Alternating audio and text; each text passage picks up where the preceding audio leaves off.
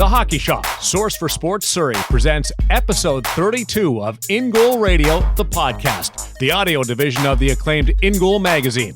Today, the theme is reinvention. The word is a perfect way to describe what is happening with four-year NHLer Mike Condon. The term reinvention also sums up CCM's Ryan Frayne, who takes over the gear segment. Frayne mixes hockey, specifically goaltending equipment, new rules on things like chest and arm pieces, and stirs it all together with a healthy dose of science and research. Both conversations conducted by InGoal co-founder Kevin Woodley, who joins me along with partner Dave Hutchison. Hello, gentlemen. G'day. How are we all? You guys are enthusiastic, bursting at the seams. I can feel it oozing. Oh, we can through see it the internet. Hold on, just let me slam a Red Bull and I'll be good. Well, let's get you going here because two very different segments today. As Cam from the Hockey Shop gets a week off, his backup is a guy that, in a world of trying to be ahead of the curve at CCM, is the person who's on the bus supplying the research to the driver. Kevin and Woody, Hutch, you guys have spent some time with Ryan at CCM headquarters, and Hutch, just give me an idea of what this guy's all about. Well, he's an independent researcher at Dalhousie University out on the east coast of Canada, and he's a goaltender himself who has a passion for the position and an inquiring mind. He does research in biomechanics, which is functional movement, trying to understand movement, quantify movement. And so he's the kind of guy that can ask the right questions and then has the skill to go and answer those questions. My background is academically is sports science. Many moons ago, I worked at the Olympic Training Center in Colorado Springs, Colorado.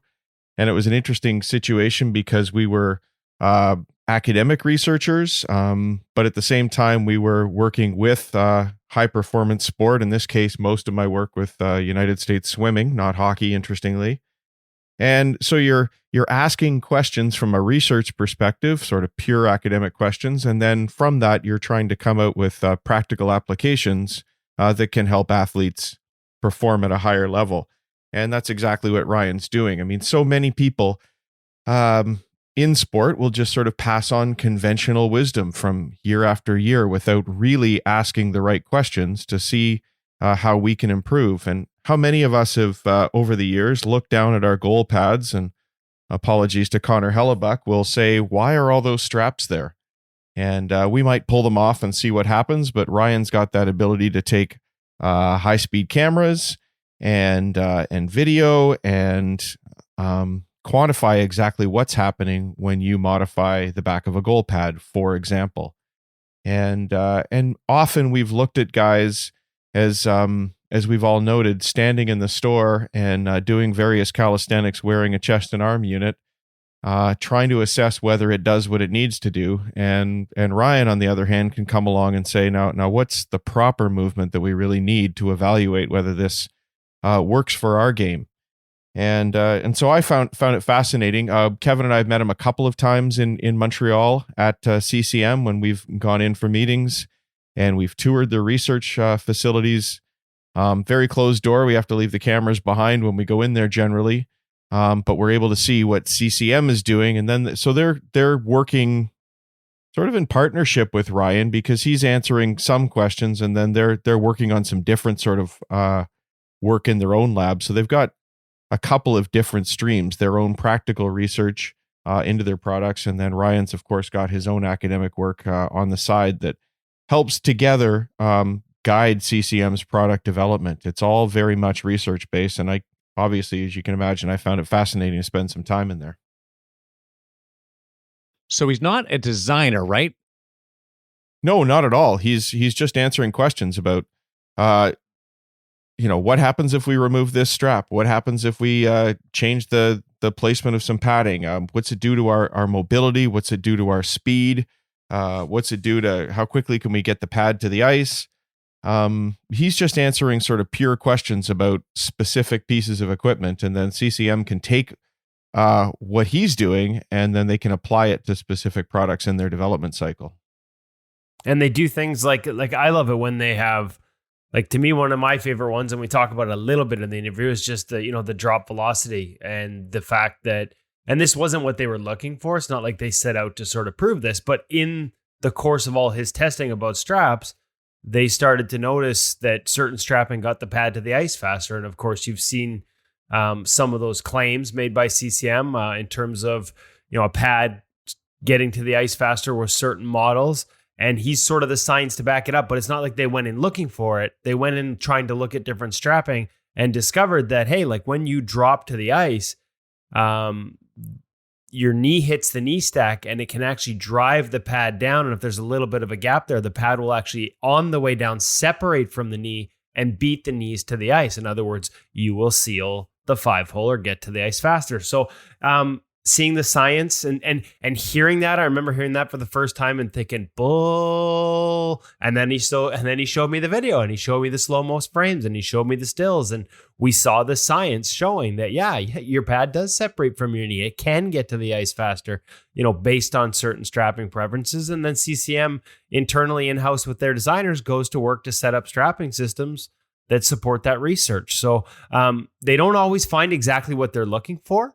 I think in the case of the chest protector they were looking at this time, as we talked to him about it in the interview, they were just looking at sort of just testing things in general, and they discovered something about the chest plate that needed to be changed before a model went to retail. And so it really is science driven, not necessarily just to say, hey, this is the best, we want to test it and see where we stack up, but really looking at the functionality, or as Hutch said, the biomechanics of movement as it applies to goaltending. And then, their R&D team, their design team in-house, guys like Francis take over and they turn that into a finished product that they think can make goaltenders better. So it's kind of cool to see the process. It's kind of cool to get to know the people behind it. Did you just drop a nickname?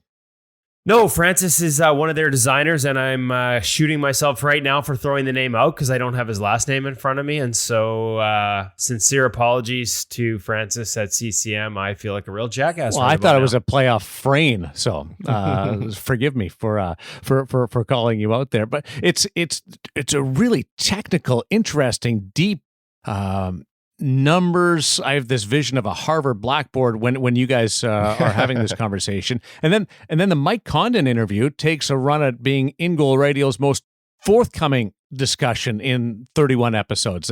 It isn't a woe is me type conversation, but rather an honest reflection of events that limited Condon to only playing 2 games last year in the National Hockey League.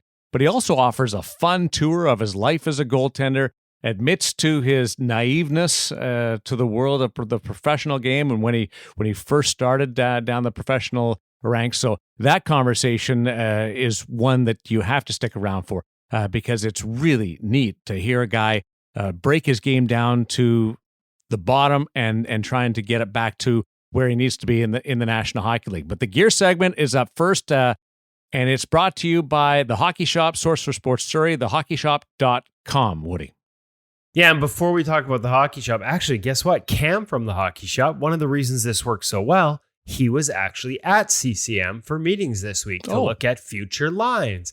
And like ourselves, we won't talk about what those future lines entail, but he's getting a glimpse at some of the things we've seen.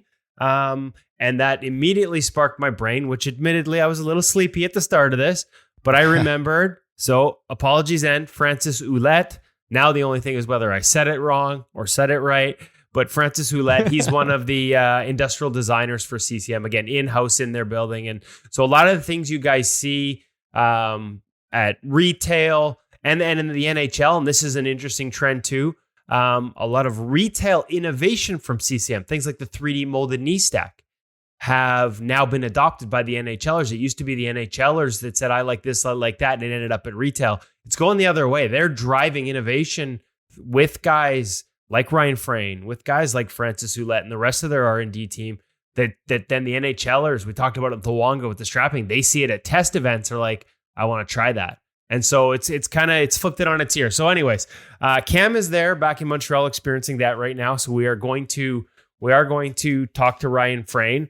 But that doesn't mean we can't thank our good friends at the Hockey Shop Source for Sports and thehockeyshop.com for bringing you the InGoal Radio Podcast.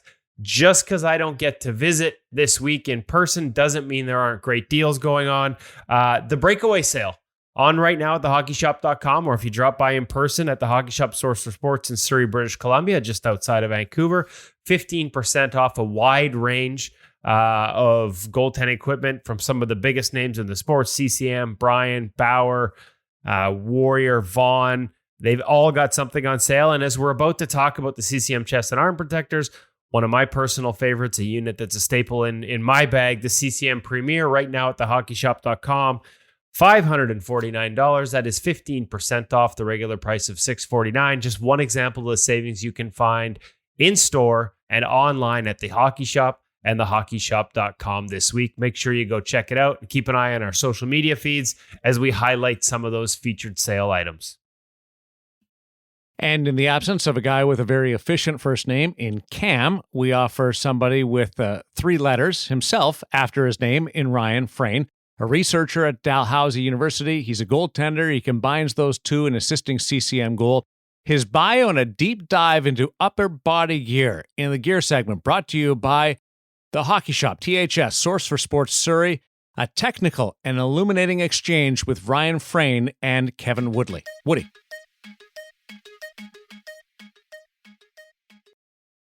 All right, so special treat in the gear segment this week, brought to you by the Hockey Shop, Source for Sports, and thehockeyshop.com. We're actually not in the Hockey Shop. We've got a special guest this week. We're gonna go to the experts in the industry. We're gonna start mixing it up a little bit here on the InGoal Radio Podcast. And I couldn't think of a better guy to start with than Dr. Ryan Frayne, who, if you've read some of our CCM reviews in the past, we've talked a lot about his work, things like drop velocity tests and how can a pad actually get to the ice faster than your knees? Something I actually originally didn't believe, but Ryan proved it to me through the use of slow motion camera. So I'm going to get you to walk me through the credentials and your experiences with CCM. And then we're going to get into chest protectors and some of the research you've done with chest protectors over the past couple of years with CCM and other models, and truly establishing sort of impact protection. The role it plays in product development and also range of motion. So, but first, let's start.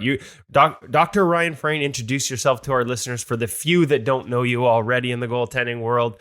How'd you get started with this project with CCM? Thanks, Kev. So I've actually been working with CCM for about 7 years now. It started back when I was doing my Ph.D. at Western, and you alluded to some of the research we did back there, which was more lower body, looking at how performance differences can occur between different lines of leg pads. I've since moved out to the East Coast. I'm now at Dalhousie University, and we changed focuses when we moved out to Dal, particularly because of the hot topic of chest and arm and the rule changes that were circling around at that time, and then now that they've been implemented. And so my primary role with CCM is to test their equipment for safety and performance. And naturally, anytime a new rule comes down where they're going to be changing the shape of any equipment, we have to make sure that we're testing it for safety and performance so that we're, one, improving the quality of the equipment itself from both a performance perspective, like I said, but also making sure that any of those changes don't decrease any safety or impact-related injuries that could potentially come as a result of changing the equipment. So that's kind of the quick background of where we started and why we started doing the chest and arm testing here at Dal. No, and so focused or started with around the change in the NHL chest protectors, but also you end up learning things about the product and about how it performs that, through research, the R&D team and working with the designers at CCM end up getting transferred into the retail product as well. Not just because the one thing about that new NHL one is none of us, whether it's beer leaguers or minor hockey, that's not seeing the light of day with us, right? That's NHL only. But some of the knowledge you gain through that testing, has directly impacted the way they're building. For example, and we're working with this product right now for a review, is the Shield 2 chest and arm protector. So let's start with the impact testing, because I think in the presentation that we saw when we were in Montreal with you and CCM in the spring, that's kind of where you started, the impact testing. It's funny because I think a lot of people look at a sternum plate and they see the padding, and the reason that seems to be an area that's widely reinforced. And I don't know how many people, but I know early when I started, I used to ask questions. People like, oh, hey, like you got to have that protection over your heart.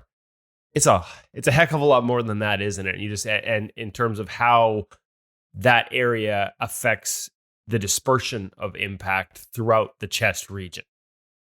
Absolutely. So just to kind of give the quick breakdown of how that equipment or that area is going to protect your body in the sternum is really that hard sternum plate.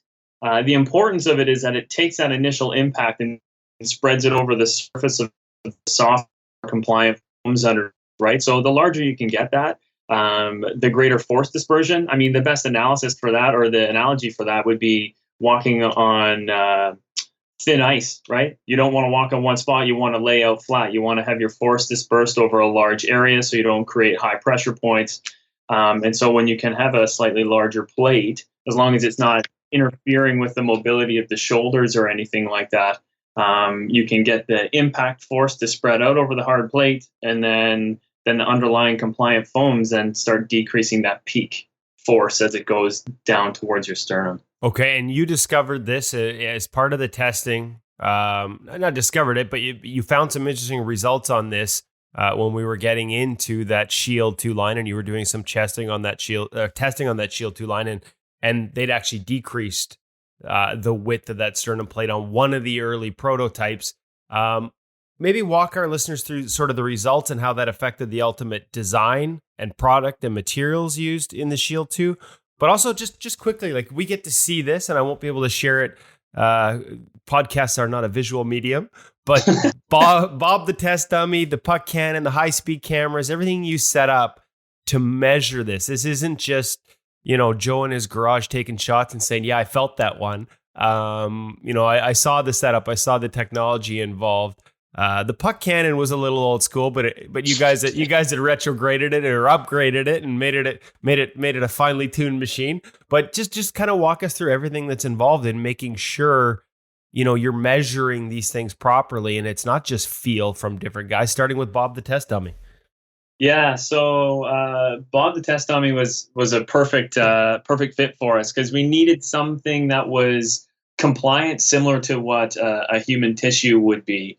In a lot of cases, when you're doing impact-related testing or materials testing for equipment, you may be hammering a puck against a piece of foam, but it's against a flat anvil. And we both know that regardless of how much time you and I spend in the gym, Kevin, our chest and our abs are not anvils, sadly enough. A lot of soft parts on this one. So we went out and searched for Bob the punching dummy, which gave us a much more compliant, more realistic surface. And then we put on top of Bob's chest, we taped on pressure sensors that would cover, encapsulate the sternum area of the goaltender. So then those pressure sensors would give us the information on how much force was going to get translated through the equipment on puck impact and then go directly into Bob's chest. So we had Bob, we had the pressure sensors, and then we put on the various sets of equipment out in front. And like you said, we had the old Bonnie puck shooter, which was old school, but it worked pretty well for us after we did a few modifications to it, which was good. Okay, so some of the early testing, again, to me, the story here is you found something that didn't work necessarily, or that kind of spiked some of the impact testing. And this is, again, in a prototype. So this is not a product that ever saw the light of day through CCM, but I think it's a good example of the level of R&D that they're doing in that building and internally to make sure the product that does see the light of day is, like you said, as protective as it could be. And I think in this case, the Shield being a line they wanted to stress mobility on, had not thinned out, but narrowed is the better description, that chest plate after mobility. But you found some things in there that led to a redesign. Yeah, absolutely. I think you kind of hit the nail on the head with that.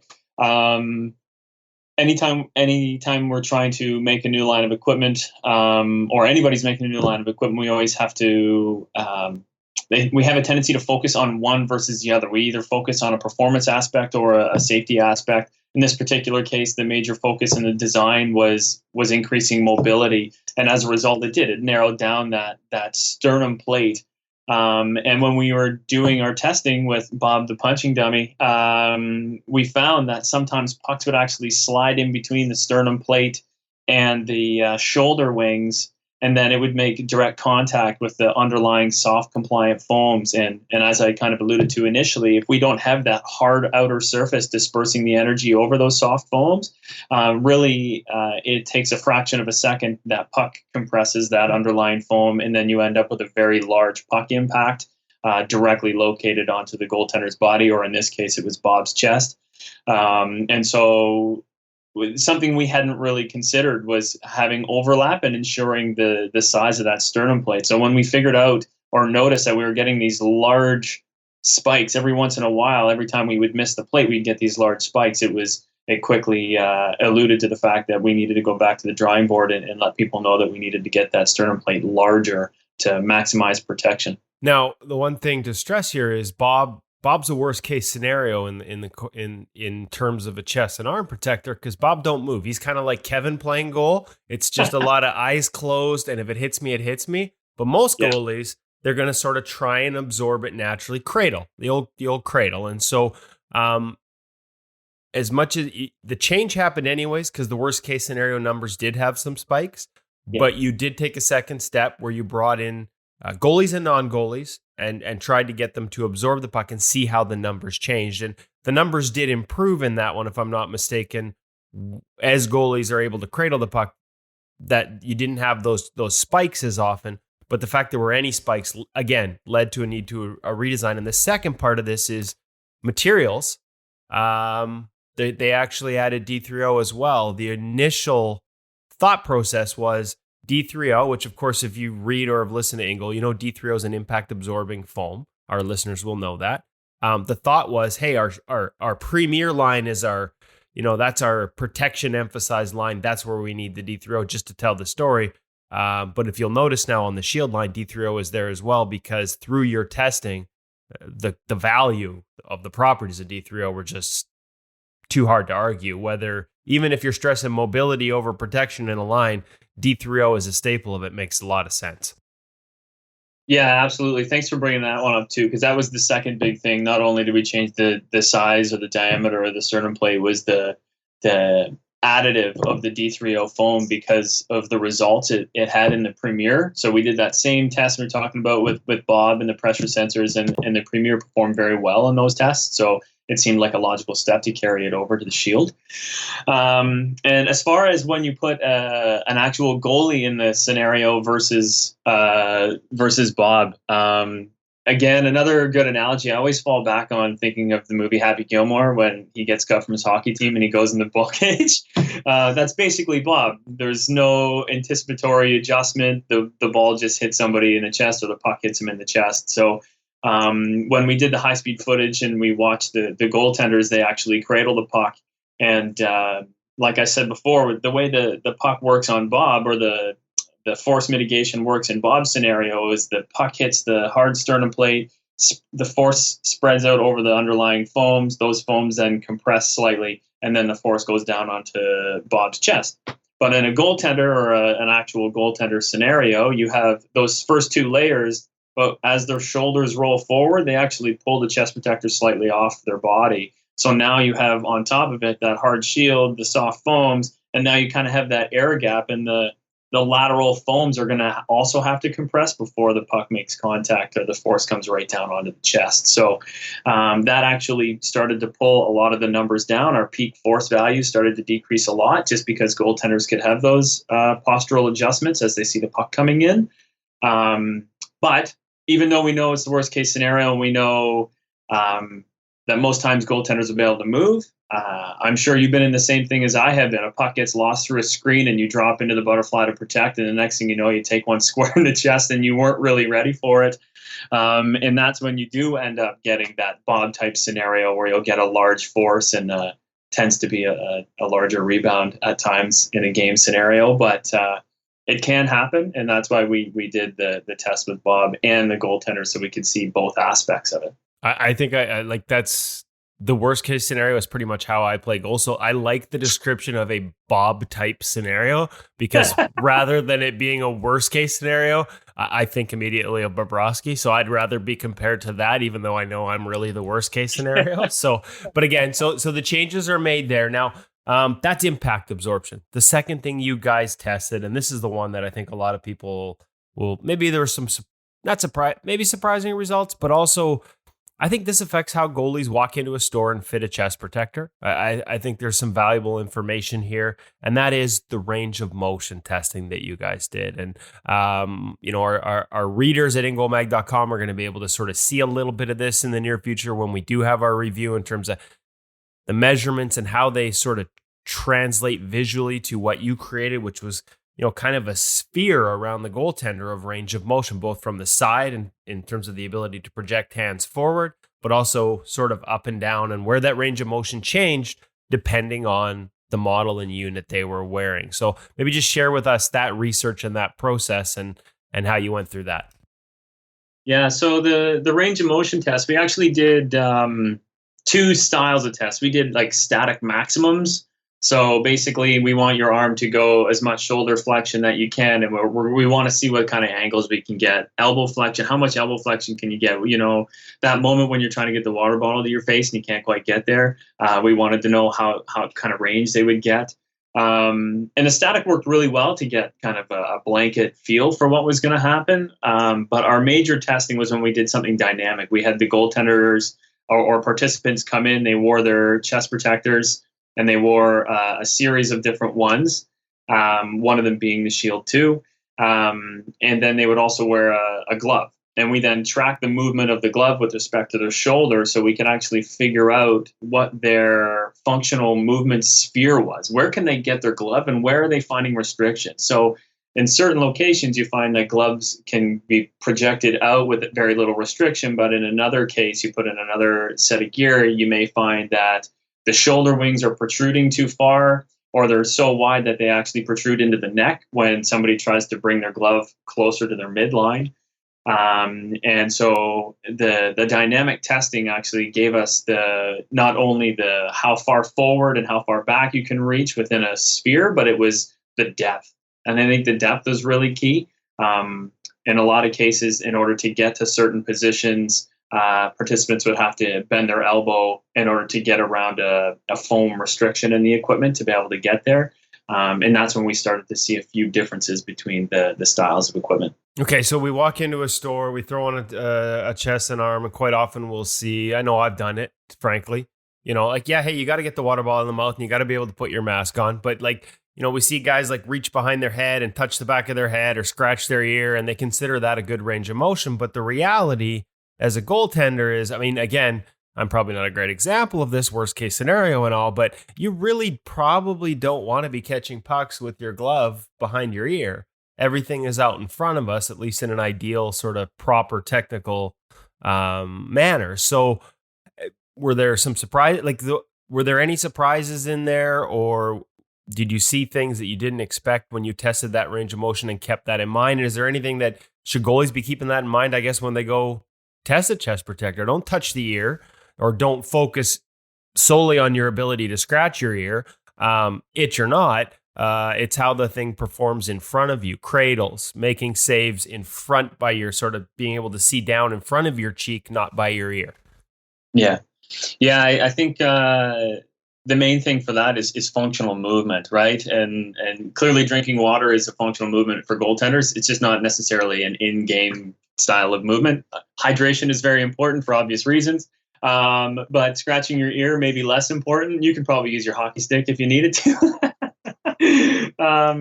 But one thing I would, like you were saying, is make sure that you got the projection forward where you can.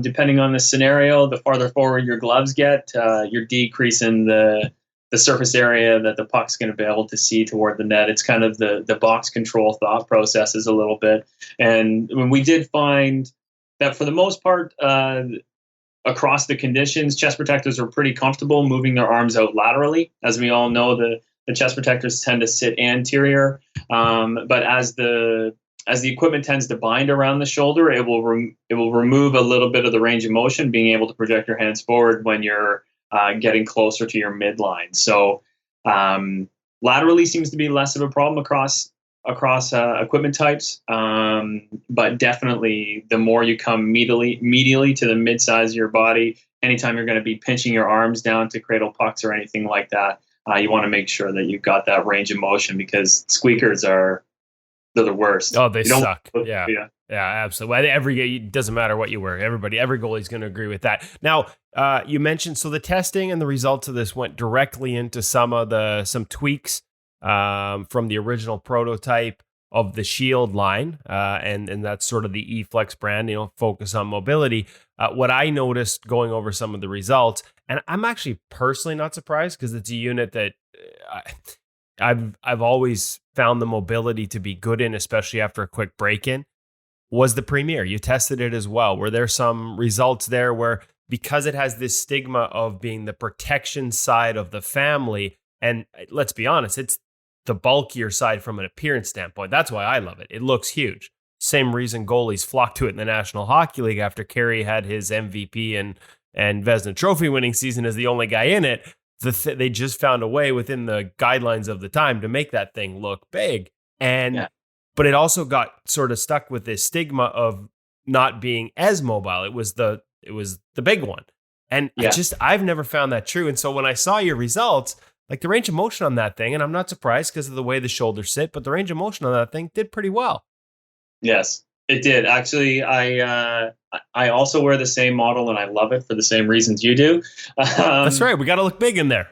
I'm not very big on a good day. So one thing I was a bit shocked about is, again, it's that stigma. It's the thought process of what I've been told even before the testing was started, just the general kind of feel for how the hockey community feels about that line of equipment versus a Shield versus another competitor's line of equipment. And the Premier always gets that, well, it's the bigger, bulkier, more protective line. And one of the things that did shock me was its shoulder mobility was remarkably good. And a lot of that played down to the way the shoulder wing interacts with the arm of the chest. It actually, every time your arm will come up or forward, it seems to almost slide in behind the shoulder wing. Whereas in other scenarios, if that shoulder wing is, without breaking the rules, obviously, if it's super tight down to your shoulder and you go to move your arm upwards for any case, it will actually bind against your neck. And in this case, we found that the Shield would actually slide a little bit, give you that extra mobility, and then you would have a greater range of motion as a result in that Premier line. So all it did was make me like that one just as much. So I liked it because it reaffirmed my belief, because again, that stereotype was out there, and I was kind of like, and admittedly, I'm a guy who never understood. There's always sort of been stigmas attached to certain brands and certain lines, and the more mobile. Some of the more mobile ones, people accepted bruises. Like that was, hey, like it's thinner and it's more mobile, and that's why I like it. And I'm biased against bruises. I don't think I should be black and blue to play the game. So I've always gone to that style. But personally, I just felt like the stereotype wasn't fair. And so it's nice to see some testing that sort of backs me up in it. Because every time I read a review on the Premier line, or say if they ever, like, that's kind of like I said with the new rules, if they ever were to get rid of it, and thank God they haven't, I would literally go to the store. Like when they changed the wedge rules in golf, I went and bought 4 old wedges because I needed all the spin I could get. I'm going and buying like 3 or 4 Premier chest protectors. So it's good to know that it's not just in my head, Ryan, that the science says that mobility is true as well. So you and me. It's important to say that in the static outputs, the Shield 2 performed exactly like what the design was intended to. It does have the greatest shoulder mobility, but the Premier was a close second, which is what really impressed me overall. Nice. All right, Kay, Ryan, we took up way too much of your time. We're going to have you on as a repeat guest, though. I hope that's okay, because I think our listeners are really going to enjoy this. Sort of pull back the curtain on some of the R&D that goes on at CCM and the projects you're involved with at Dalhousie to support that. We will get into how the pad at some point. I mentioned it can actually get to the ice faster than the knee in a butterfly drop. People are going to, I still think there's people that when they read me writing that, they don't believe it, but you proved it to me. So thank you so much for your time. Keep up all the great work. It's nice to have goaltenders looking out for goaltenders on the science side of things too. Thanks, Kev. Thanks for having me, and I'm happy to come out any other time. Goodwill Hunting. That's my image of you and Ryan sitting there having that conversation, Woody, because it got so technical at times, and yet we were always able to figure out exactly what you're talking about because of the world of goaltending and how straightforward the conversation is when you get down to its basic instincts.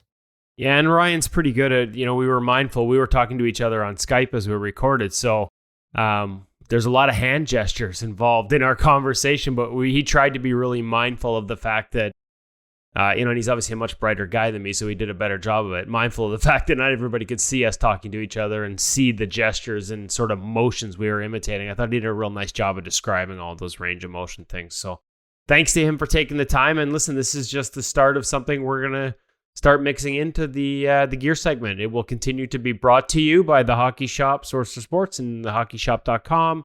But we're gonna mix in some industry guests from time to time. We've got some coming up from Bauer in the near future, and we're gonna keep rotating that around a little bit and let you guys start to get to know the people behind the gear that you wear every day out there on the ice. It has me thinking now of Ed Belfour meets a scientist. And that's how these brainstorming sessions come through with Francis Ouellette and Ryan Frayne, and that's sort of the back and forth. Eddie loved tinkering with his gear, and now you've got the science to back it up. But CCM, a big part of last week's show with Carey Price as well, and we're expanding on that over at the InGoal website. Hutch. Mm-hmm. Yeah, we mentioned in the podcast last week. We rolled out with that little audio of Carey teaching the kids how he tapes his stick, and promised to put that up on the website. And we did, with one little bit of a twist, and that is that we actually put the video up from 2017 when we went back and looked at various years. The 2017 one expanded into a longer conversation than just a little bit of stick taping. So we decided to post that one for everybody this week. So go have a look over at ingoalmag.com and learn how Carey types. Try that again. So head over to ingoalmag.com and check out how Carey tapes his stick. One of the things I love about that video, by the way, guys, is that it starts with very humble Carey. So I don't know, this is how I do it, but I'm not saying this is how you need to do it. He seems perplexed that we're even interested, I think, in some ways. So love that little video. So head over there, check that out. And also would mention that Kevin was just talking about his conversation with Ryan Frayne, and it looked like really good video. We do record these conversations on video and audio, and I think we're going to try and get that up for everybody as well in the next little while. So if you're scratching your head about some of the science that was just discussed, in a week or two, we'll have that up at ingoalmag.com as well. And we let everybody know, by the way, by email once a week, what's new on the site, what's new on the podcast. If you're not receiving those emails, please head over to InGoal, and over on the right sidebar there, you can just put in your information and you'll hear from us weekly. What I love about that video is if you look carefully at the stick taping, Carey, like you said, he's kind of dismissive of, I don't have to do it this way. But just as he starts, the kids in the corner are in the frame. As he starts going with the tape on the handle and just wrapping it around super fast, the smile on their faces and their eyes light up at like how fast he's taping the knob of his stick is just priceless, and a real good sort of glimpse into, what it's like to be one of those kids in that room as this, Vezina, Hart, multiple gold medal winning goaltender just basically swaps gear tips with you and answers your questions. So again, thanks to Eli Wilson Goaltending and CCM for making us a big part of that day, and hopefully for many years in the future. It's a blast. And I don't know if we mentioned it on. I don't know if we mentioned it on here. I was Darren. one of those ones. Yeah, Darren, I don't know if we mentioned it on here before, but right after that stick taping, one of those kids went up to Carey with his own stick. Carey, would you tape my stick for me? And yeah, sure, bud, no problem at all. Just fantastic. I was one of those people that was jaw dropped watching him go so fast when he was taping his stick, because I'm neurotic when it. Mark Savard and I have had conversations about taping sticks, and he's great at doing it with player sticks and doing being able to explain it. But I'm so slow and methodical about it. And watching Carey go, I was fascinated. Hey, do you guys know why he only tapes halfway down his blade or 3/4 down his blade? Doesn't tape the heel of his stick? Either one of you? He's talked about it in subsequent years, and that's actually a great segue, Darren, because I'm going to make you wait. That was the one thing about choosing 2017.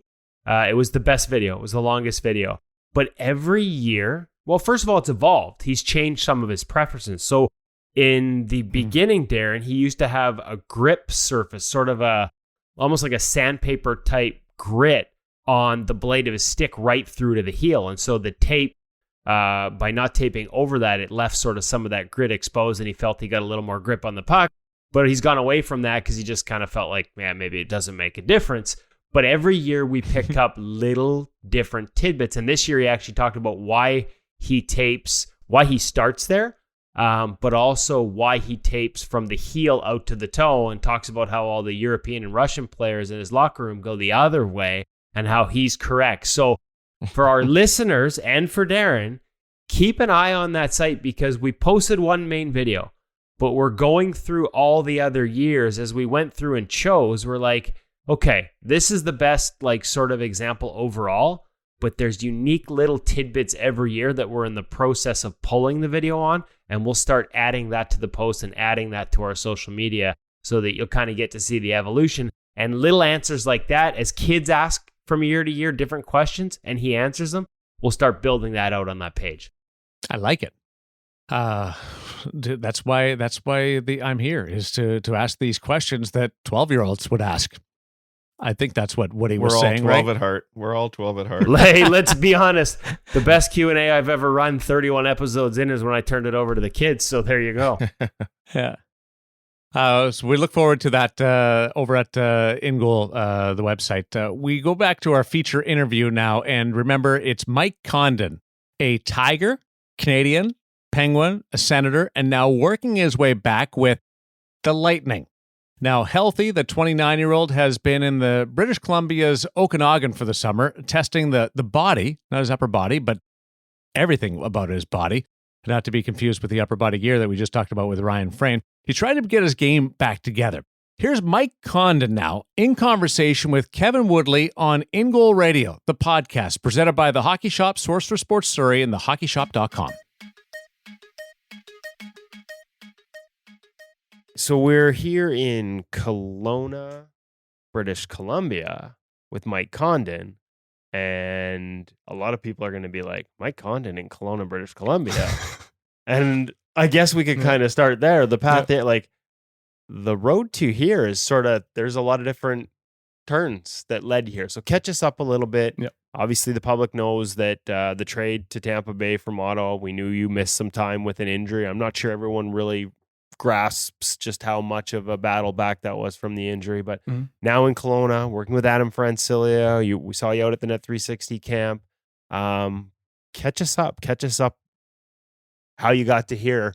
Yeah, well, I mean, obviously this year was very difficult with injuries and everything, and I was trying to make it back as best I could, but my body wasn't really letting me. So, I remember talking to you when I was in Belleville at the end of the year when they were making that playoff push. I was skating with the AHL team, trying to get back, and I was just searching for someone, the right mind to, get on this hip and get on this, this full systemic issue that I've been having. And, it was yourself who brought up the idea of coming out to Kelowna and offering up this idea of coming up and seeing Adam. And, I usually spend my summers over in Boston, and, obviously what I was doing wasn't working, and I needed to make a change, and I needed to get a fresh set of eyes on my physical fitness and my mobility. And here we are, and been out here since June 5th and got about a week left, and then trying to hit the camp running. So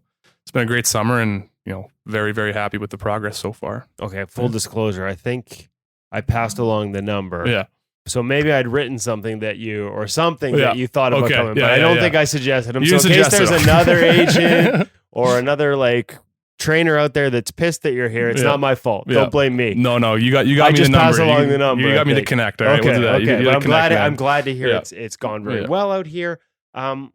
Catch us up as best you can on the hip and the process to here. You ended up having another surgery because I know hip surgery is a part of your past before as well in 2011. Yeah, 2011, I was 21. I had cam lesions on my hip. It was just basically bone spurs. So they had to shave the top of the femur, reattach the labrum, clean out any junk that was floating around in there.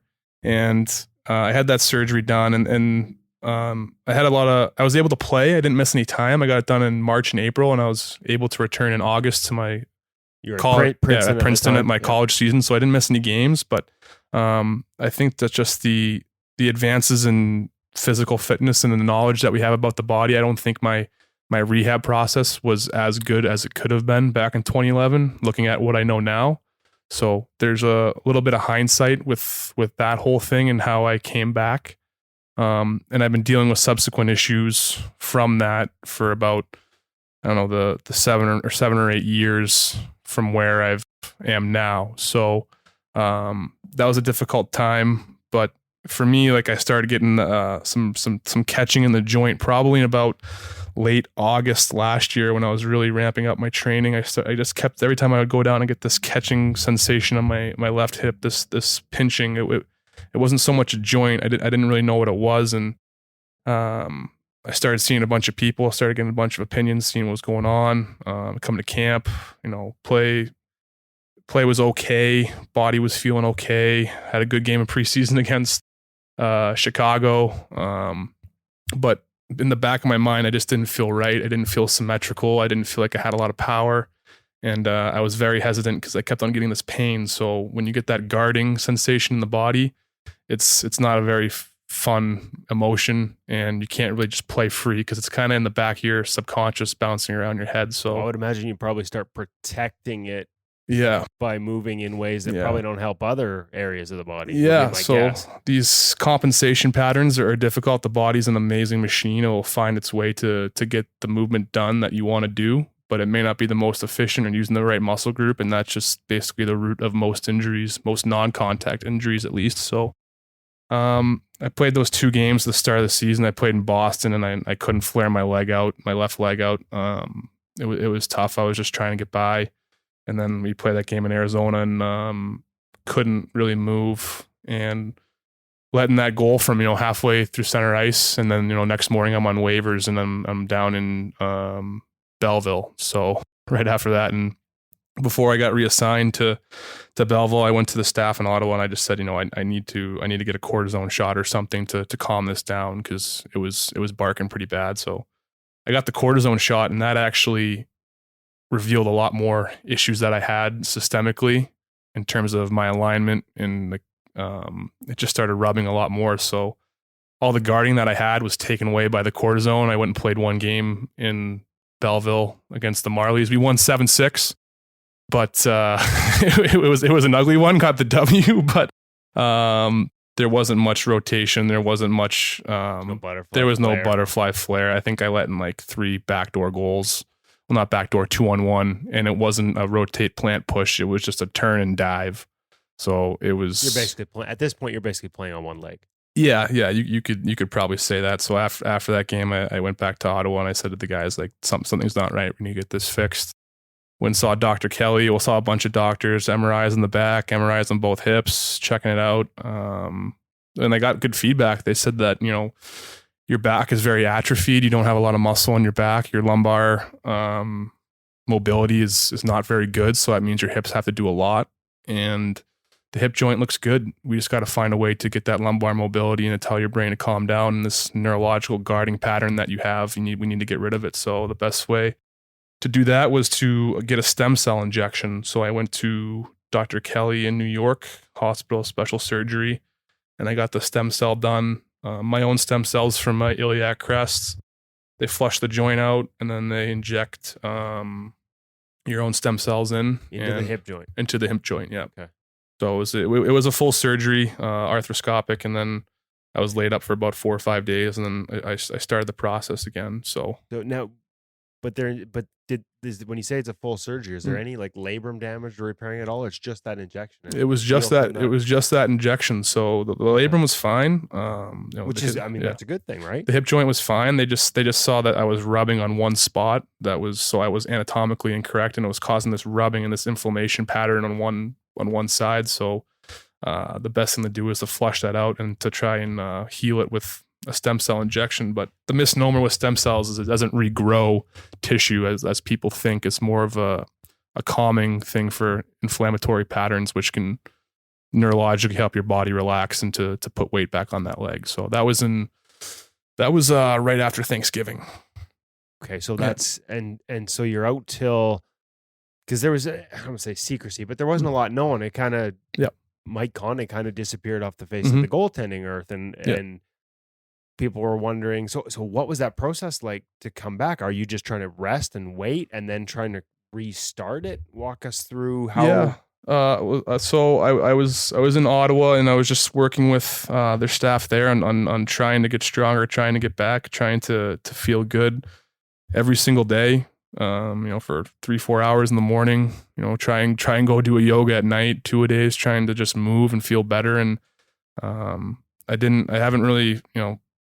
wasn't able to get there. I was skating. I was trying to get there. I was doing the best I could to move, but the something was still not right. And I didn't really know what it was. And that was probably the worst part about it, is the anxiety and the insecurity about not knowing what the issue is. You tear your ACL, you know what the protocol is, you know how to fix it, you know where to go, and you know what to expect. With something that like this, that's you don't know where the problem originates from, right? And I think you hear this about concussions all the time, right? It's the uncertainty that becomes such a mental anguish. Yeah, that's exactly what it is. And there's always a saying with the body too, where it isn't where you're getting the pain isn't exactly what causing it, right? So most of my pain was in my left hip, but after coming out here and working with Adam and really just trying to figure out what's going on, it was multiple other places over years of bad compensation patterns that led me to this point right now. And my body just said, no more. Probably dating back to 2011. Like that. Yeah. It's been a slow process. It's been a slow, well, that's a lot of things. Yeah. It's slow, but that's a lot of things that could build up. So how have you reset? Like where are you now? How are you feeling? It's hard to describe a lot of what A-Fran does. Yeah. We actually just finished a podcast interview with him that was well over an hour that I think a lot of goalies are going to love, as long as they're willing to wade through some of the, and have some patience in some of the descriptives. Yeah. But that's going to run after this. So what, in your words, what's changed? What's different about what you guys have been doing that's allowed you to feel better about this process? I think a good place to start with that question is basically just like goalie fitness. Like how do goalies train? How do goalies move? What do they need? What do they don't need? I came from the college background. For any college hockey players or anyone who played out there, they know it's very weight intensive. It's a lot of Olympic lifting. It's your front squat. It's your hand clean. It's your bench press. A lot of weight. A lot of stress on the spine, on the body. A lot of things that have nothing to do with stopping pucks. With all due respect, as I've gotten older, like with all due respect, everything that I've learned is counterintuitive to what I've been doing when I was younger. So. Now it's more just not about having these huge muscle groups. It's just about being as limber and as mobile as possible, because when you're moving those heavy weights, you're not moving them very fast.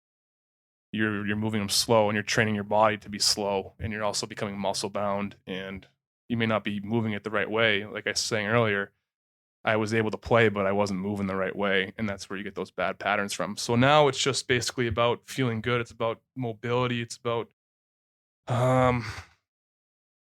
just getting from A to B the right way. You don't have to be this jacked monster.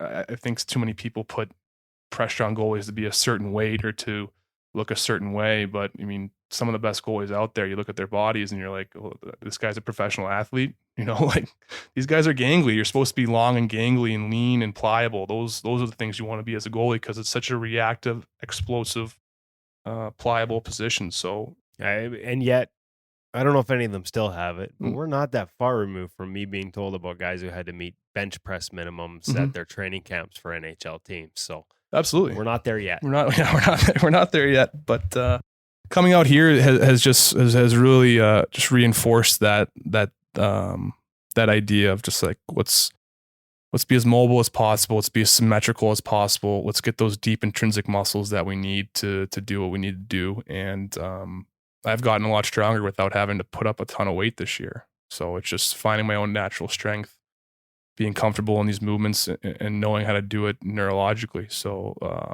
I'm very happy with the success, with the progress so far, and been skating for about a month now, and well on track to be 100% in camp and ready to rock and compete when the puck drops. Has it been different? I got the last one about Frayne and his work, but different to do your off ice on the ice sometimes? Yeah, it's funny because last summer I was just on Instagram, and this has been an issue too, is that, you know, we go on Instagram, we see all these goalies doing all these different drills, all these different tracking drills, ball drills, on ice drills, and I remember seeing Adam with Connor Hellebuck, and they had a bungee cord on him, and he was doing shuffles. And I'm sitting there, and I'm like, geez, I haven't done that all summer. You know, I have never done that. And so instantly, you're just like, I call my trainer up back home, like, we need a bungee cord, and we need ice, and we need to get out there, even though we have no idea what we're doing. Like, it's just that, you know, it's comparing yourself to others, and then their training can be a bad process, as the saying goes. I think we might have a whole another episode on that one, actually. Yeah. It's funny because we talked about it with Frayne too. Yep. One of the videos that we posted, you probably saw it a couple of years ago, was Dubnyk doing the collapsing 5-hole squat. Yep. Mm-hmm. And I know other trainers were like, you know, had goalies saying like, I need to do this. And they were like, no, this isn't a good thing for your knees. And that could be true if you're not, you know, all the work Adam talked about, like there was a 2-year process to get to that. And there's, you know, there's a tucked pelvis, and there's all these other things that he's trying to maintain to get to that range of motion without doing damage. So kids going out there and copying it, that wasn't what we were after with Instagram. So I think we at InGoal too have to be careful of this, because you do end up having kids see what you guys are doing and rush out to try it. So little note, we are working on that. We're working on some deeper, more thorough explanations. Yeah. So that it's not just Instagram. Yeah. People can understand the what, the why, and the how, and before they try and do it. You know, do not do this at home applies. So in some ways it's good to know that even you guys are watching it, but in other ways it's a good lesson that we need to be careful what we put out there. That's true. You know, you have to take things with a grain of salt, especially what you see on the internet. And obviously there's what's the saying, comparison is the thief of joy. Whenever you go on Instagram, like I always like to see what other people doing just to see how their goalies are training. But it can often make you feel insecure about what you're doing, even though if what you're doing is working for you, you know, if it's not broke, don't fix it. But also, you know, always be curious. It's constantly evolving position. So I always found that guys like yourself that were always looking for what's next. To me, I always thought that was a good thing, right? Because you're looking to make sure you're on top of it. Yeah, to an extent, as we just mentioned. Right. I've learned that with other guys too. So, okay. So what was your experience like when you did all of a sudden with Frayne? And the bungee cords are out, or the medicine balls are out, or I even saw some stuff that looked like dodgeball this summer. Well, I mean, it was just like my first day here. We were getting into stuff, and I was looking around, and everyone was dropping into the aforementioned Dubnyk squat. And then he has a picture of me in it on day one. And as I was doing it, I could barely get like, you know, a foot into it. And then he took a picture of it, and he came up to me. He's like, "We're going to compare this at the end of the summer, and it's going to be okay." And I was like, "All right." Everyone starts somewhere, so this is where I was starting with it. So I'm excited to see what that picture is going to be in a week or two, because I've been working on it a lot, and I'm sure you'll see it before and after. But it's just a different way to approach it. The medicine balls, the bungee cords, it's all just attacking different parts of the game that, in order to make us move better. And it's just another tool in your toolbox for me at least, and it's been very eye-opening, and I have a lot of work to do on it. But you know, you see the goalies who are at Net 360, and you see who his clients are, and the success that they've been having, and their ability to stay healthy too is just a testament to what he's doing out here. Okay, and a lot of the stuff he does off the ice or on the ice is all designed to getting the right muscles to initiate, trigger, reinforce proper movement patterns. getting rid of some of the counter rotation in the game that actually, I mean, not that long ago was taught, as a load. Like that's how you load, by counter rotating the upper body. How have you felt as you started to get back on the ice and been able to apply some of that? Do you see advantages in some sort of a different style? There's some delays in that old style of thinking that in a perfect world, I think this would eliminate, but does it translate easily onto the ice? It does, yeah. Like as we were watching clips earlier of myself, and I was watching it, and I was like cringing watching myself play. I was like, my hands were everywhere. Like I was counter rotating, using my hands for balance. Like no core strength, just all over the place. And then skating with, over the last month, everything's just been a lot simpler. I was making my life so much harder in the past, basically because I wasn't strong where I needed to be. I could bench 225, but I couldn't, counter rotate and push the right way. My obliques weren't firing, simple things like that. So it looked good in the mirror, but it wasn't good on the ice. So having come out here and done that, I've noticed in myself that the game is a lot easier. It's a lot slower, and I'm finding it's just slowing down more. I was moving way too fast, way too hectic, and my body's just more calm and I'm more stable. And when you're stable, you can make more saves. And you're on top of pucks. You're on top of the puck. Yeah. And you've had a chance to work a little bit with Lyle Mast. That's a new philosophy. It's something obviously I'm entrenched in.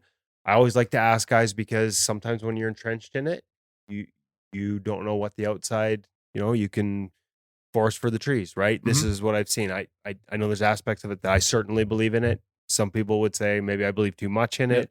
So what's been your just starting off experience there? I've full transparency, I skated with Lyle once so far. I have getting started. I have two more this week with him, and I've been speaking with a lot of goalies who work with him. I've been out here with James Reimer, and he's been a really good mentor in this adjusting to this new program. So shout out to Rhymes. He's been a great mentor in that. But Lyle's approach to the game is just very simple. I mean, this position, as people say, it can be as complicated or as simple as you want it to be. And speaking with him, it just made things a lot more simple. Focusing on, there's so many different terms, head trajectory, all this stuff. But for me, it was just my neck positioning. My neck was cranked back, and what they call like a kyphosis in the top of the spine. Like there's like a big bend in your neck, and I'm almost, looking down the bottom of my eye sockets as opposed to tucking my chin just a little bit more, still relaxed, seeing through the center of my eyes, and letting my eyes do the work, letting my eyes guide my frame instead of my frame guiding my eyes. Because a lot of times my body would be moving before I even found where the puck was going, and now you're just playing catch up. So for me, it's taking that extra half second that goalies don't think they have, which you do. Take that extra half second, find it, lock onto it, and your body is just going to follow, that cervical spine where your eyes are. Your body will follow it. And it's just so much more simple. So and it ties into a lot of again, we talked about counter rotation and hands flailing. The early eyes dictate rotation, and all the things that you're working on with your body, the obliques firing and that chain moving into the puck rather than one direction moving one way and the other one moving. Absolutely. I think what Lyle's doing, what Adam does too, their complements and their supplements, they work very well together. So I'm very lucky to have the opportunity to come out with and work with both of them so far. Doesn't hurt that it's 30 degrees outside right now. It doesn't hurt either. It's not. There's a reason you can't hit a 9-iron here without running into an NHL player. It is a beautiful part of the world. Well, it is tough. The sun's tough out here. So from the hours between 10 and 3, I gotta go hibernate because my complexion doesn't let me stay out in the sun too long. So we share that quality.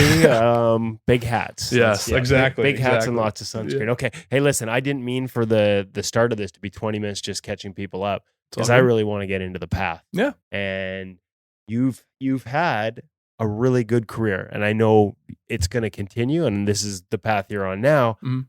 This wasn't a career you necessarily planned on. When you went to Princeton and just walk, let's go way back. Yeah. When'd you first start playing goal? What did you love about it? What turned you into a goalie? Let's see. So I'll start from the start. I grew up in Holliston, Massachusetts, which is about 40 minutes to an hour outside Boston, suburbs, not a lot going on, very, very small towny. My brother was 5 years older than me. He was playing hockey at the time. We had a really long driveway, and we just got it paved with fresh asphalt, right? So we were the driveway to play street hockey in. Everyone would want to come play there. It was a destination. And I wanted to hang out. So I'm 5 years younger. So I'm probably, 7 or 8. He's 12, 13. And if I want to hang out with the big kids, I got to play goal because nobody else does. And I wanted to hang out. So I stood in there, and we didn't have the great gear. I think I was wearing those Milik pads that are just basically big rectangles. And dude, was it one of those orange balls and frozen and hurt? No, I think they were nice enough to use a tennis ball at the time. So it was moving a little those bit. Things hurt, man. Yeah, those things hurt. Those sting. I don't think they were that cruel, but they were shooting it pretty good. And I always loved playing sports. Sports always came naturally to me. So I just stood in there, and I looked up to my older brother, and he was playing, and I wanted to play, and I wanted to be like him, and I just followed him through his career and tried to emulate and mimic what he did, and ultimately got to a position where went to a random tryout just for ice time for a local travel team. That was the Boston Junior Eagles. Didn't think to make it. I think there was 12 goalies on the ice, something like that. I had a red and black Cooper player's helmet. I had red and black Sherwood pads, and I had a Dominic Hasek red and black jersey on. So I was looking the part. I was looking squared away. At least you had the Hasek jersey to match the helmet. You know what? Style matters. Combo. I think it's what got me noticed. I think everything matching is what got me noticed. But I ended up making that team. That was the McNamara family. They're a close family friend of mine, and now they are, and they picked me for that team. And that translated into 7th grade. When I was 13, I applied to a prep school called Belmont Hill. That was about an hour and a half from where I grew up from. So it was a big commitment. And I started to realize that hockey could open up pathways for me to increase my standard of living, pretty much, to give me a better opportunity to see more about this world and to create a better life for myself. So and when you say that, you meant like education? Like education, yeah. My dad played. He was a pretty good football player. He went to Indiana University, Pennsylvania.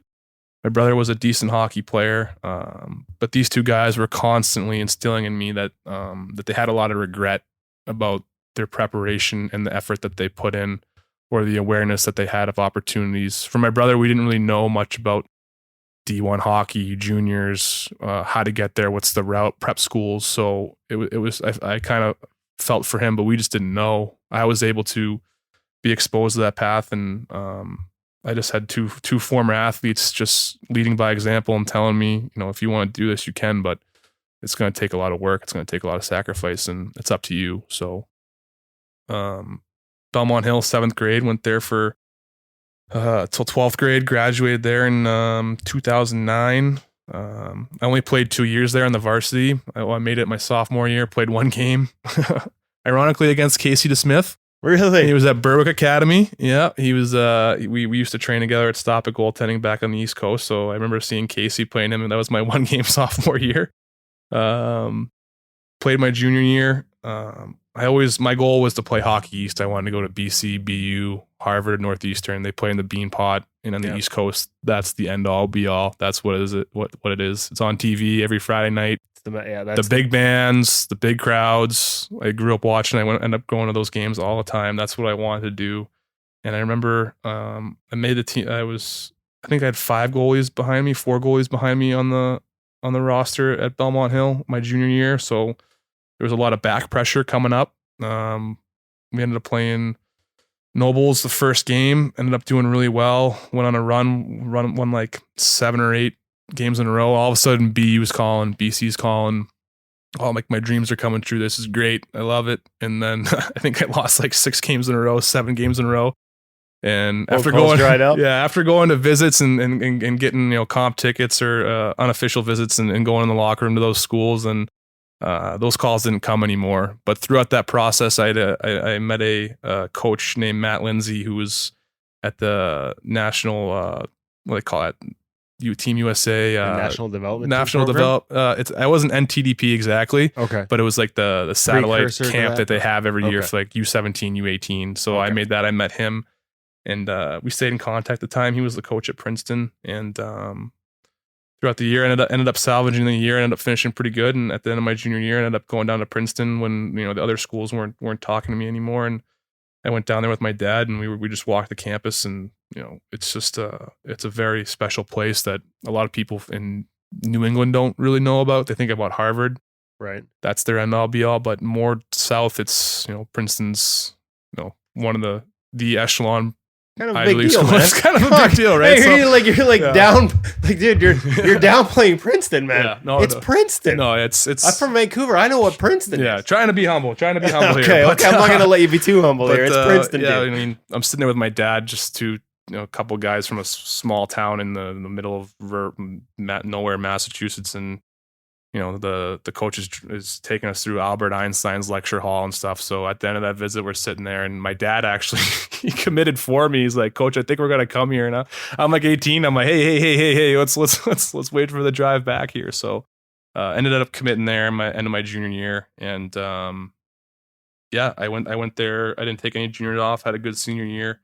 There was the draft too. The draft was sniffing around. That was I think I was supposed to go to Ottawa in the 7th round or something like that. There's always those rumblings around Right. people at the rink. They're always rumbling, spreading rumors, and then it doesn't end up happening. It's always a kick to the ego. So Where did you? So that year, as Yeah. you're thinking you might get drafted, what was Yeah. the approach? Like, you obviously didn't go to the draft. if no. you're- I But didn't, I mean, how tough is that when you? yeah. Because we see that a lot of kids go Mm. through it. We had some friends go through it this year in Vancouver, Yeah. trying to make the decision. Some teams were, sniffing around, and Yeah. to be honest, some kids that I thought would get drafted, and they end up not getting drafted, and it's tough. But especially when they ended up not coming into the building, but Mm. they were right there. Like, so what's that like? What would your be advice to a kid in that spot? What's tough at that age? It's your end all be all goal. It's the ultimate. What's the word I'm looking for? It's the ultimate affirmation of fulfilling your dreams and all that. And I think the problem with society now in terms of goaltending is just that there's so many different voices and opinions, and kids can't really get away from them. There's no Instagram back in 2008. I would get little texts here and there, maybe a snippet from the Family Advisor or something like that. But today it's just everyone's comparing themselves to each other, and there's all this hype. And what am I if I don't get drafted, and all this validation type stuff. I think it's difficult, and when in reality, if you're going in the 7th or 6th round, I mean, you might be better off not getting drafted. Unless you're one of those guys. Shout out. I mean, all the best of those guys who are drafted. It's a tremendous accomplishment. I'll say that. Good and bad to every situation. So, But it doesn't have to be an end all be all. It doesn't have to define. it's who not you going are, to make that's or for break sure. you. No, Yeah. no. But I mean, like I usually call it National Free Agent Day. So I'd rather be able to choose where I'm going to go as opposed to Have it dictated for you. having dictated for me. So that's if you're drafted, that's great. Try to climb that ladder. If not, try to dictate to where you want to go. I think that's a good way to put it. Okay, so not drafted, Mhm. Princeton. Yeah. And you go through that, like you said, good senior season. Mhm. Is there a point there where professional hockey, like you went there with the goal of, using it as a stepping stone to a better life? You're Yeah. going to an Ivy League school. Yeah. You're getting an education. What are you taking? But was there a point along there where you started thinking about pro hockey, or even pro hockey at all, or the NHL in particular? There always was in the back of my head. There was always a possibility, right? I was kind of realistic with my approach. Like, I'm coming here because I can do both. I can set myself up for a career in something other than hockey, and if I get the opportunity, if I make the most of it, I can play hockey. Because right before I came there in 2008, they were a very good team. They had Zane Columba there, who was a Hobie hat trick finalist, and he was getting NHL offers and a couple of their big names. So guys do sign out of there. George Peros, Jeff Halpern, Daryl Marcoux. No, not Daryl Marcoux. Sorry, Daryl Powell. A lot of names. So you can go pro out of there. But my first year I played 4 games. Right. My second year I played 10 maybe. My junior year I played 11, and my senior year I played 24. So 14 and 24. 14. Sorry, 14. You can't shortchange yourself. 919 save percentage too in those 14 games. there Like, we- come on. There we go. Yeah. So it wasn't looking good.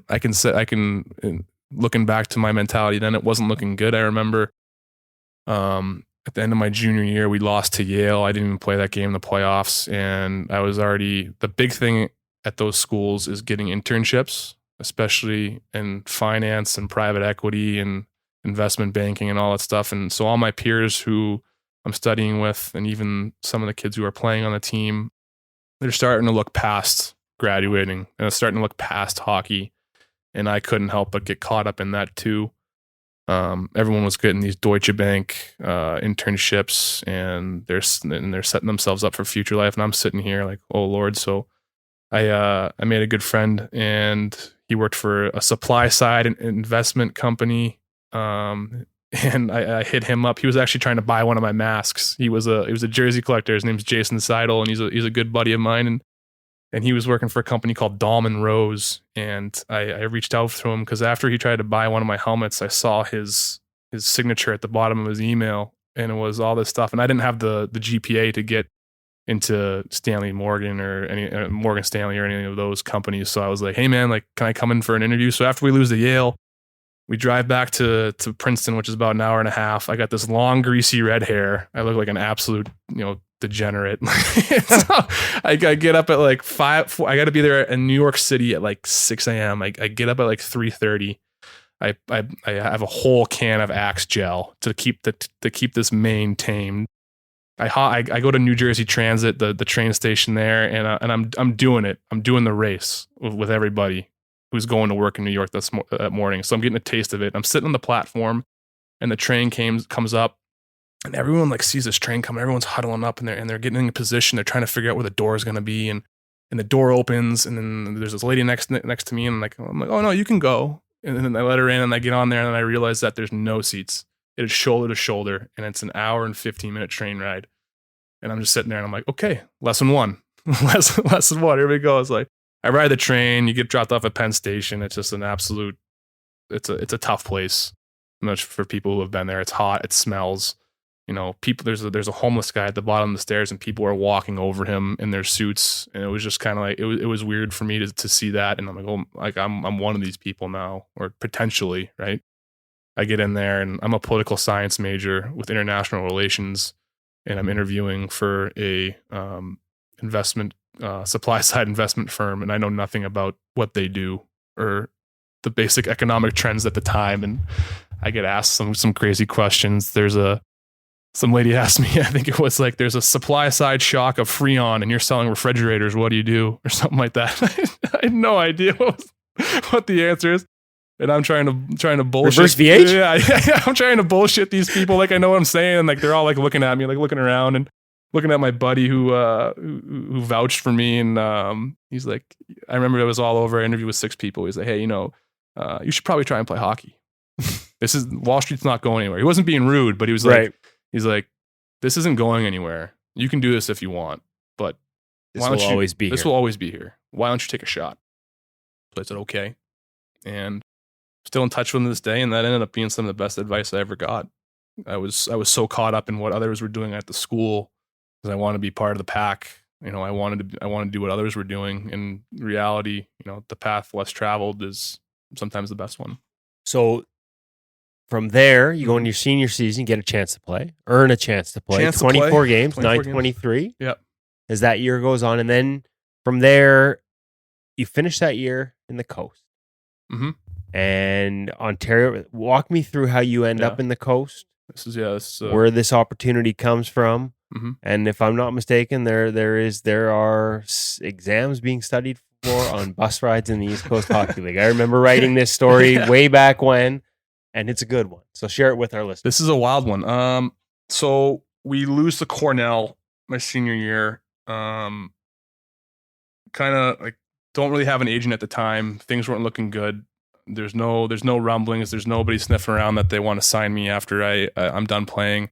I think I won 8 games, and so I can't really blame them, right? So I kind of see the writing on the wall. Again, 923. 923. Okay, it's all right. not all Props, on you with those. Props, but the only 8 wins, I think. But for college hockey, for seniors, undrafted seniors in college hockey, there's usually 4 or 5 who get signed, and they usually have big win numbers. And it's not really about stats, but winning. Right. It's about winning. That's how I think a sad reality of our. That's how those scouts sell the goalies is unless you're like a technical phenom who's got a 940 on a 1-in-40 team, it's probably not looking good. So I'm looking around, scrambling, trying to find an agent, trying to find an opportunity. No one's calling. 1 week goes by, 2 weeks go by. At this stage in my academic career, I'm taking 2 classes and I have a senior thesis to write. It's a requirement for all Princeton students. You got to write a senior thesis. Wow. And when you're not in a math department or a mathematics or engineering based department, you have to write a lot. I was going to say, I got a buddy who's been working on his Ph.D. for a while. I know what this entails. A thesis is no small So for mine, task. For political science, it's probably around 120, 130 pages for like an average thesis. Wow. And now it's March. It's due, I think it's due it's due like April 20. It was around my birthday, April 27th, around that time. And and I hadn't started yet. And my college hockey career just ended. No idea what's going to happen with this. I think I could probably grease a coach job next year with my credentials, maybe go to a camp. My goalie coach at the school hooks me up with his agent named Michael Wolkin, and who represented him when he played. My goalie coach's name is Greg Gardner. He was a very good goalie at Niagara, and he's now the goalie coach at Mercyhurst. Right. So he hooked me up with that agent, and when we're calling around, we're trying to find stuff. There's a couple nibbles here or there, and then finally the Ontario Reign call. And they're like, our goalie just hurt his knee. We need you to come out. So I'm in New Jersey, and I go, okay, Ontario, California, folks, not Ontario, Canada. But here's the problem. I thought it was Ontario, Canada. You did? Yeah, I did. I didn't know it was East Coast Hockey League. Why is there a team in Ontario, California? I would be lying if I said it. There were a few years where I thought the same thing before I figured it out too. So we're both guilty. So I'm sitting there. Okay, coach, I got my stuff packed. I got my passport ready to rip up to Ontario. Just give me the green light. And he's like, you're gonna drive to California from New Jersey? And I was like, long pause. Okay, I need a plane ticket. So I get on that plane. But before I do that, like my flight's the next morning. He called me. I think this all happened within 24 hours. So I need my books in order to write this thesis. I need a lot of primary sources. I need a lot of books. So I go to the Firestone Library at Princeton and I filled up my book bag. I asked the lady, I was writing my paper on post-Cold War arms transfers between the U.S. and other nations. And I just went to the weapons sales department and grabbed as many books as I could, maybe 20 or 30 of them, threw them in the bag, and got on a plane, went out to Ontario. First game we play is in Idaho against the Steelheads. First shot I see, I let in. Good start. And I'm sitting there in the crease and I'm just like looking at the scoreboard, like you got one shot, one goal. And you're just sitting there, you're like, the weak part of your brain goes, well, Mikey, at least you tried, but the other half of your brain's like, a lot of game left, get the next one. And I'm very happy I chose to believe to go get the next one. So I ended up winning that game. I got something like 44 saves, 1-4-2. End up winning 3 or 4 more games. I think it was like 4-1, and then things are looking good. I'm playing well, but I'm also trying to write this paper. And you're in Ontario, California. The sun's nice. I remember just sitting in the hotel, and you guys know what room I'm in, and I'm up there on the 3rd floor, and they got the beers down in the pool, and they're sunning themselves after practice. This is your first taste of pro hockey. It's my first taste of pro hockey. I'm out of school. I'm on my own, living the big life. But you got to finish that little thesis thing for Princeton. And they're waving at me, and I'm just like looking at them, like I can't do it, and I just slowly close the blinds and all the fun that's happening inside me. And I just back to clicking on the MacBook, and ended up writing that paper, 120 pages of it, on the planes, trains, and automobiles. It was a brutal experience. It wasn't the best work I've done. I ended up getting like a C+, B- on it, which isn't very good for a thesis, but I ended up getting it done. You got the thesis done and managed to give up 6 goals in 4 games. Take away the first goal, first shot thing. Yeah. That's 5 goals in, But 5 goals in most of 4 games. 943 save percentage. Maybe opened some doors.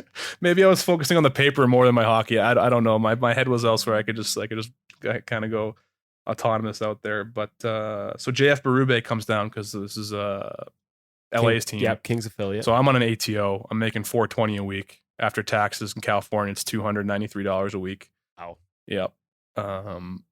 And so they're like, obviously, JF is drafted. He's an accomplished goalie. I'm a nobody. So they're like, we're going to ride this guy. Stick around for a little bit. We're in the playoffs now. But then I'm finally like, hey, I got to go back. I got to finish these 2 classes. I had a good run, set myself up okay. And I was talking with my agent and my dad like on a Sunday. And then the next Monday morning, I get a call from the Houston Aeros. Somebody got hurt. Cody Reichard got hurt, I believe, who I used to train with. And so they're calling me up to Houston from Salt Lake City, which is where we were. And I was just like, because we're in the playoffs. And so I had to go down and tell a coach that I'm going to Houston.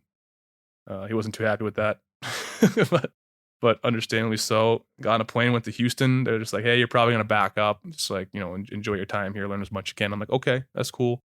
Nicholas Backstrom gets hurt. Darcy Kemper gets called up. Now I'm backing up Jeff Delorier. Right. Jeff Delorier gets hurt. Now you're playing. Now I'm playing. I forget what my numbers were, but it's a similar thing. Yeah, 919, played 5 games by the looks of it. Yeah. Goals against average. I'm looking at it here, like little over 2. Pretty good. Not bad. Not First bad. Not bad for a guy who's writing his thesis, plane, trains, and automobiles, was in Princeton the week before trying to figure it all out. And now he's in the AHL. Yep. Ended up doing that. And then all of a sudden, Kemps comes back down because Backstrom's fine. And then now we're in the playoffs against Grand Rapids. And we're having dinner in Grand Rapids, and we're watching Minnesota play in warm-ups. And I think Backstrom got hurt again. You're watching this on TV. And we're in the Calder Cup now against Grand Rapids in Grand Rapids. This was Peter Mrazek was the other goalie. Right. They're a very stacked team, very, very good team. So now I'm playing in that game. So Kemps is back up. I'm playing in that game, and I'm just like, this can't be real. This is too many good things are happening. I don't know what's too many opportunities are popping up, but I'm just like, whatever. My agent calls me the night before. Game 2 I played, we won. My agent calls me the night before game 3. Goes, hey, all of Montreal staff is coming to watch you tomorrow to make a decision. No pressure. And I just called him back. I said, like, why would you ever tell me that? Why would you ever tell me that? Ended up playing that game. Arguably one of my best games I ever played. We won 3 or 2-1 or something like that. Ended up having 44 saves, and ended up agreeing with the contract with them. Vincent Riendo was the guy who came and scouted me for that game, and he ended up being my goalie coach in Hamilton and in Wheeling the next couple of years. And I asked him about that. And I was like, Vinny, when did you know you wanted to sign me? And he was like, I just watched in warm-ups. And I was like, yeah, this guy's good enough. And I was like, you didn't watch the whole game? And he's like, no, he didn't. That was really good. Yeah, I was like, I checked in on you. But yeah, you were good. You were good. So I was like, oh God, must have had a hell of a warm-up. But so there was that. We ended up losing to Grand Rapids. So I let in 7 goals, and then ended the Houston Aeros franchise, which wasn't a career highlight for me. But because they folded after that year, and they moved to Iowa. They moved to Iowa after the year. So the Hogs. That was a tough time, but that was May 5th is when I signed with the Habs, and hopped on a plane and just flew back to Princeton with little more than 2-3 weeks left before graduation, and missed the whole senior spring, missed everything, and came back with a 2-year contract with the Montreal Canadiens, having left with an ATO for $420. And a bag full of books. Came back with the thesis done and a 2-year contract with the Montreal Canadiens. That's got to be a little surreal. I didn't really believe it. I still look back. I'm just like, I don't know how that happened.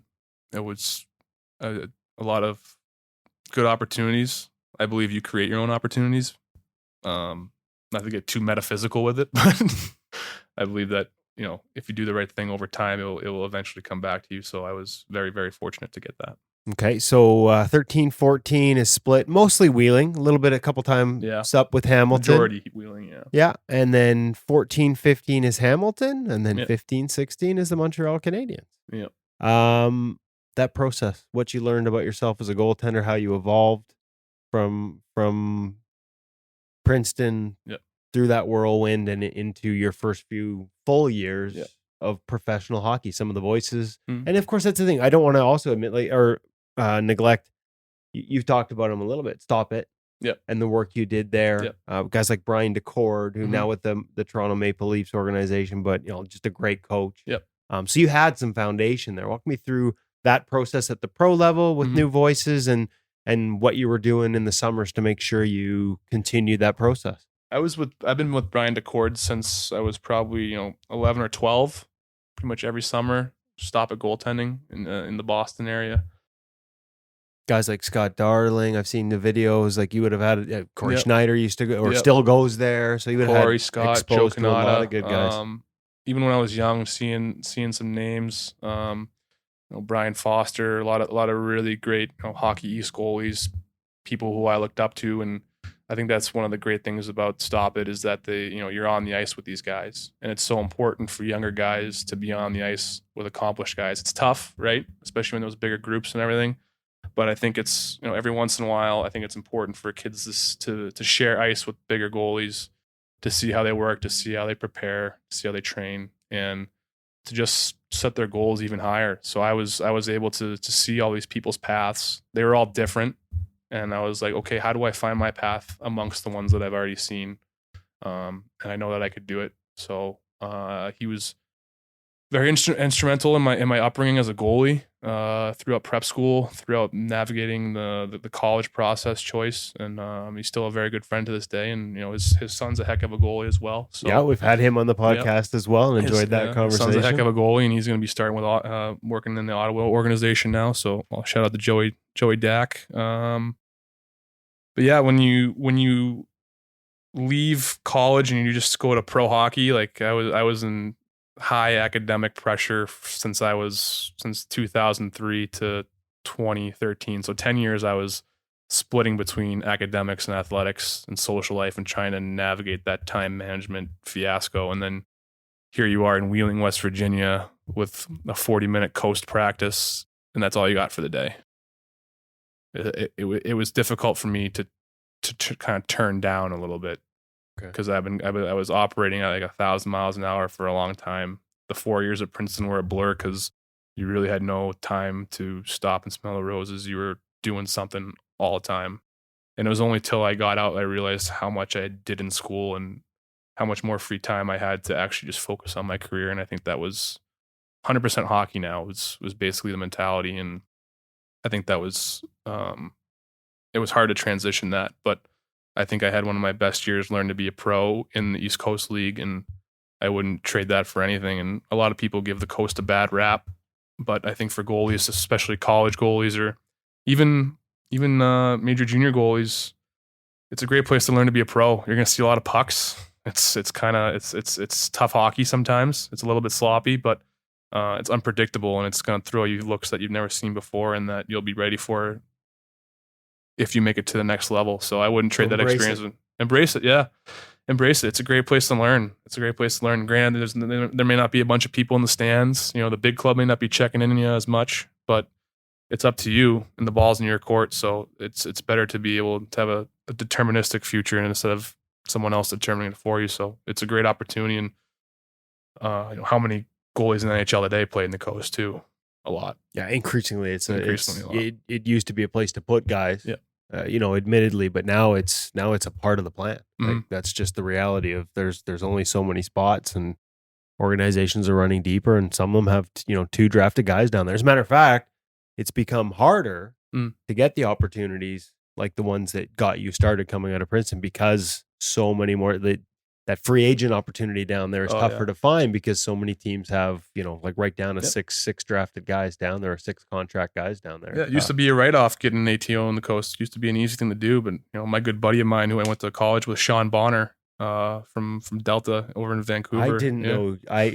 He was my goalie goalie on the ice with him and Sean and his goalie coach Sean Murray, and watched some of that. He was my goalie partner for 3 years at Princeton, and every single day for 3 years, we went toe-to-toe in practice, competing over finding time for 38 games for 3 years straight. So shout out to Bones. I owe a lot of my success to him, and he's one of those guys who's, I think, is an unbelievable goalie. And he's had to go to Fayetteville. He's had to bounce around the SP just for the opportunity. And he's way better than an East Coast League goalie. And so you're mentioning getting that opportunity. It's not a shoo-in. And he's with Atlanta now, and he's had to work and grind to get that opportunity with Atlanta. So people shun the coast, but it's not. It's a tough league to get into, especially as a goalie. So. Yeah, no, you're absolutely right. It's funny because I've seen him playing. First thing that popped into my mind was, why hasn't this guy gotten an opportunity? Exactly. So so then with the big year 15-16, you had Hamilton the next year. Yeah. 15-16 is your first chance with the Habs. Mm-hmm. What's it like being in that organization? What are you learning from guys like Stefan Waite? What are you learning? You're in training camp with guys like Carey. Yeah. What are you learning? What are you taking away from it? How are you staying true to yourself as you get exposed to all these different ideas and voices in your game? It was really hard. You go from, being in the minors, not really a talked about or highly touted prospect. You're not the guy who's, getting the clicks or anything like that. You're kind of just moving in the shadows, trying to make a name for yourself. And I was very lucky to make the team that year out of camp. It wasn't a shoo-in. I had a battle out with Dustin Tokarski, who's a very accomplished and very skilled goalie in himself. So that was very hard. And now you're in Montreal, which is the probably the toughest hockey market in Canada. With all the spotlight, and you go from West Virginia to Montreal, or Hamilton to Montreal. It's like it's a blur. I mean, those 3 years are just a constant adjustment. Different league. In the coast, it's 10 forwards and 60. And now all of a sudden you're in the A, and it's a little bit more professional. It's a little bit more serious, and then all of a sudden you're at the Bell Center, and crazy. And your nameplate's next to Carey Price's nameplate, and you're just sitting there and you're like, oh, all right, we're in the big leagues now. We're in the big leagues. So that was tough. I was 25, and just learning to navigate the city, learning to navigate all the attention that's on you. It's something that no one really teaches you, and you kind of have to learn for yourself. But the way I navigated it was just trying to be as quiet as I could. Just there's not a lot of going out. There's not a lot of venturing around. I would spend most of my time at the rink. I'd like to get there at 7, try to take off around 2, and then go for a walk around 3 or 4 after you get to the apartment. Get dinner back at the place. Lights out at 10. That was on a 2-way contract at the time too, right? So you go from making $65,000 or $575,000. Not that money should be a motivator for players, but it's definitely in your mind. Like, how can it not be? How it couldn't be. How couldn't it be, right? So I wasn't going to let anything come between being prepared if my name got called, and it did get called a lot that year. Well, and I was just going to say that, and that ended up being a trial by fire. Like, started as started playing with, but then playing a ton. Like, how are you just trying to survive at some points? Are you able to sort of take a step back and sort of realize what the experience is like, learn through it, or are you just that's a big ask in your first season in the NHL to play that many games in that market with those expectations, that fan base, that pressure? How'd you manage it? It was hard. A lot of people say day by day, but for me, it was to the point where it was hour by hour. Just keep it as simple and as narrow as possible. What are you doing this hour? What are you doing the next hour? I mean, it was my first time hopping on planes and charters and being around guys who I always looked up to, guys who I always watched on TV. I mean, I was 21 and I went to the Bruins parade as a fan wearing a Jerry Cheevers jersey, right? When they beat the Canucks, and then now I'm in the league. So it was a little bit of adjustment in that sense. But it was just trying to staying as much in the moment as you can. That's a cliche saying, but like, what are you doing right now? Focus on that. What are you doing? Are you stretching? Are you working on your hands? Are you at practice? Are you eating? What are you doing? Are you in the sauna? Just look at that. Literally in the moment. Whatever's going to come is going to come. Thinking about it's not going to change what's going to happen. It could distract you, but why don't you come up with a plan and just execute that hour by hour? And that made it go by a little bit easier. But it was hard. I mean, I had a high ankle sprain 6 games into the year, and then pulled an adductor, 12 games into the year. So now I got a football tape job from my ankle to my from my low ankle to my, 4 or 5 inches below my knee, and then I got a hip wrap around my body, and I'm just sitting there, just trying to the way I play games is I break them into 5 minutes segments. Yeah. So 20 minutes a period. So you have 4 segments. So first 5 minutes, second 5 minutes, and I just challenged myself to try to shorten it, play 5-minute games, 5-minute games, and that's what I try to do. I was hurting, and in your career when you're that young, availability is a commodity, and as my dad always said when he played football, you can't make the club when you're sitting in the tub.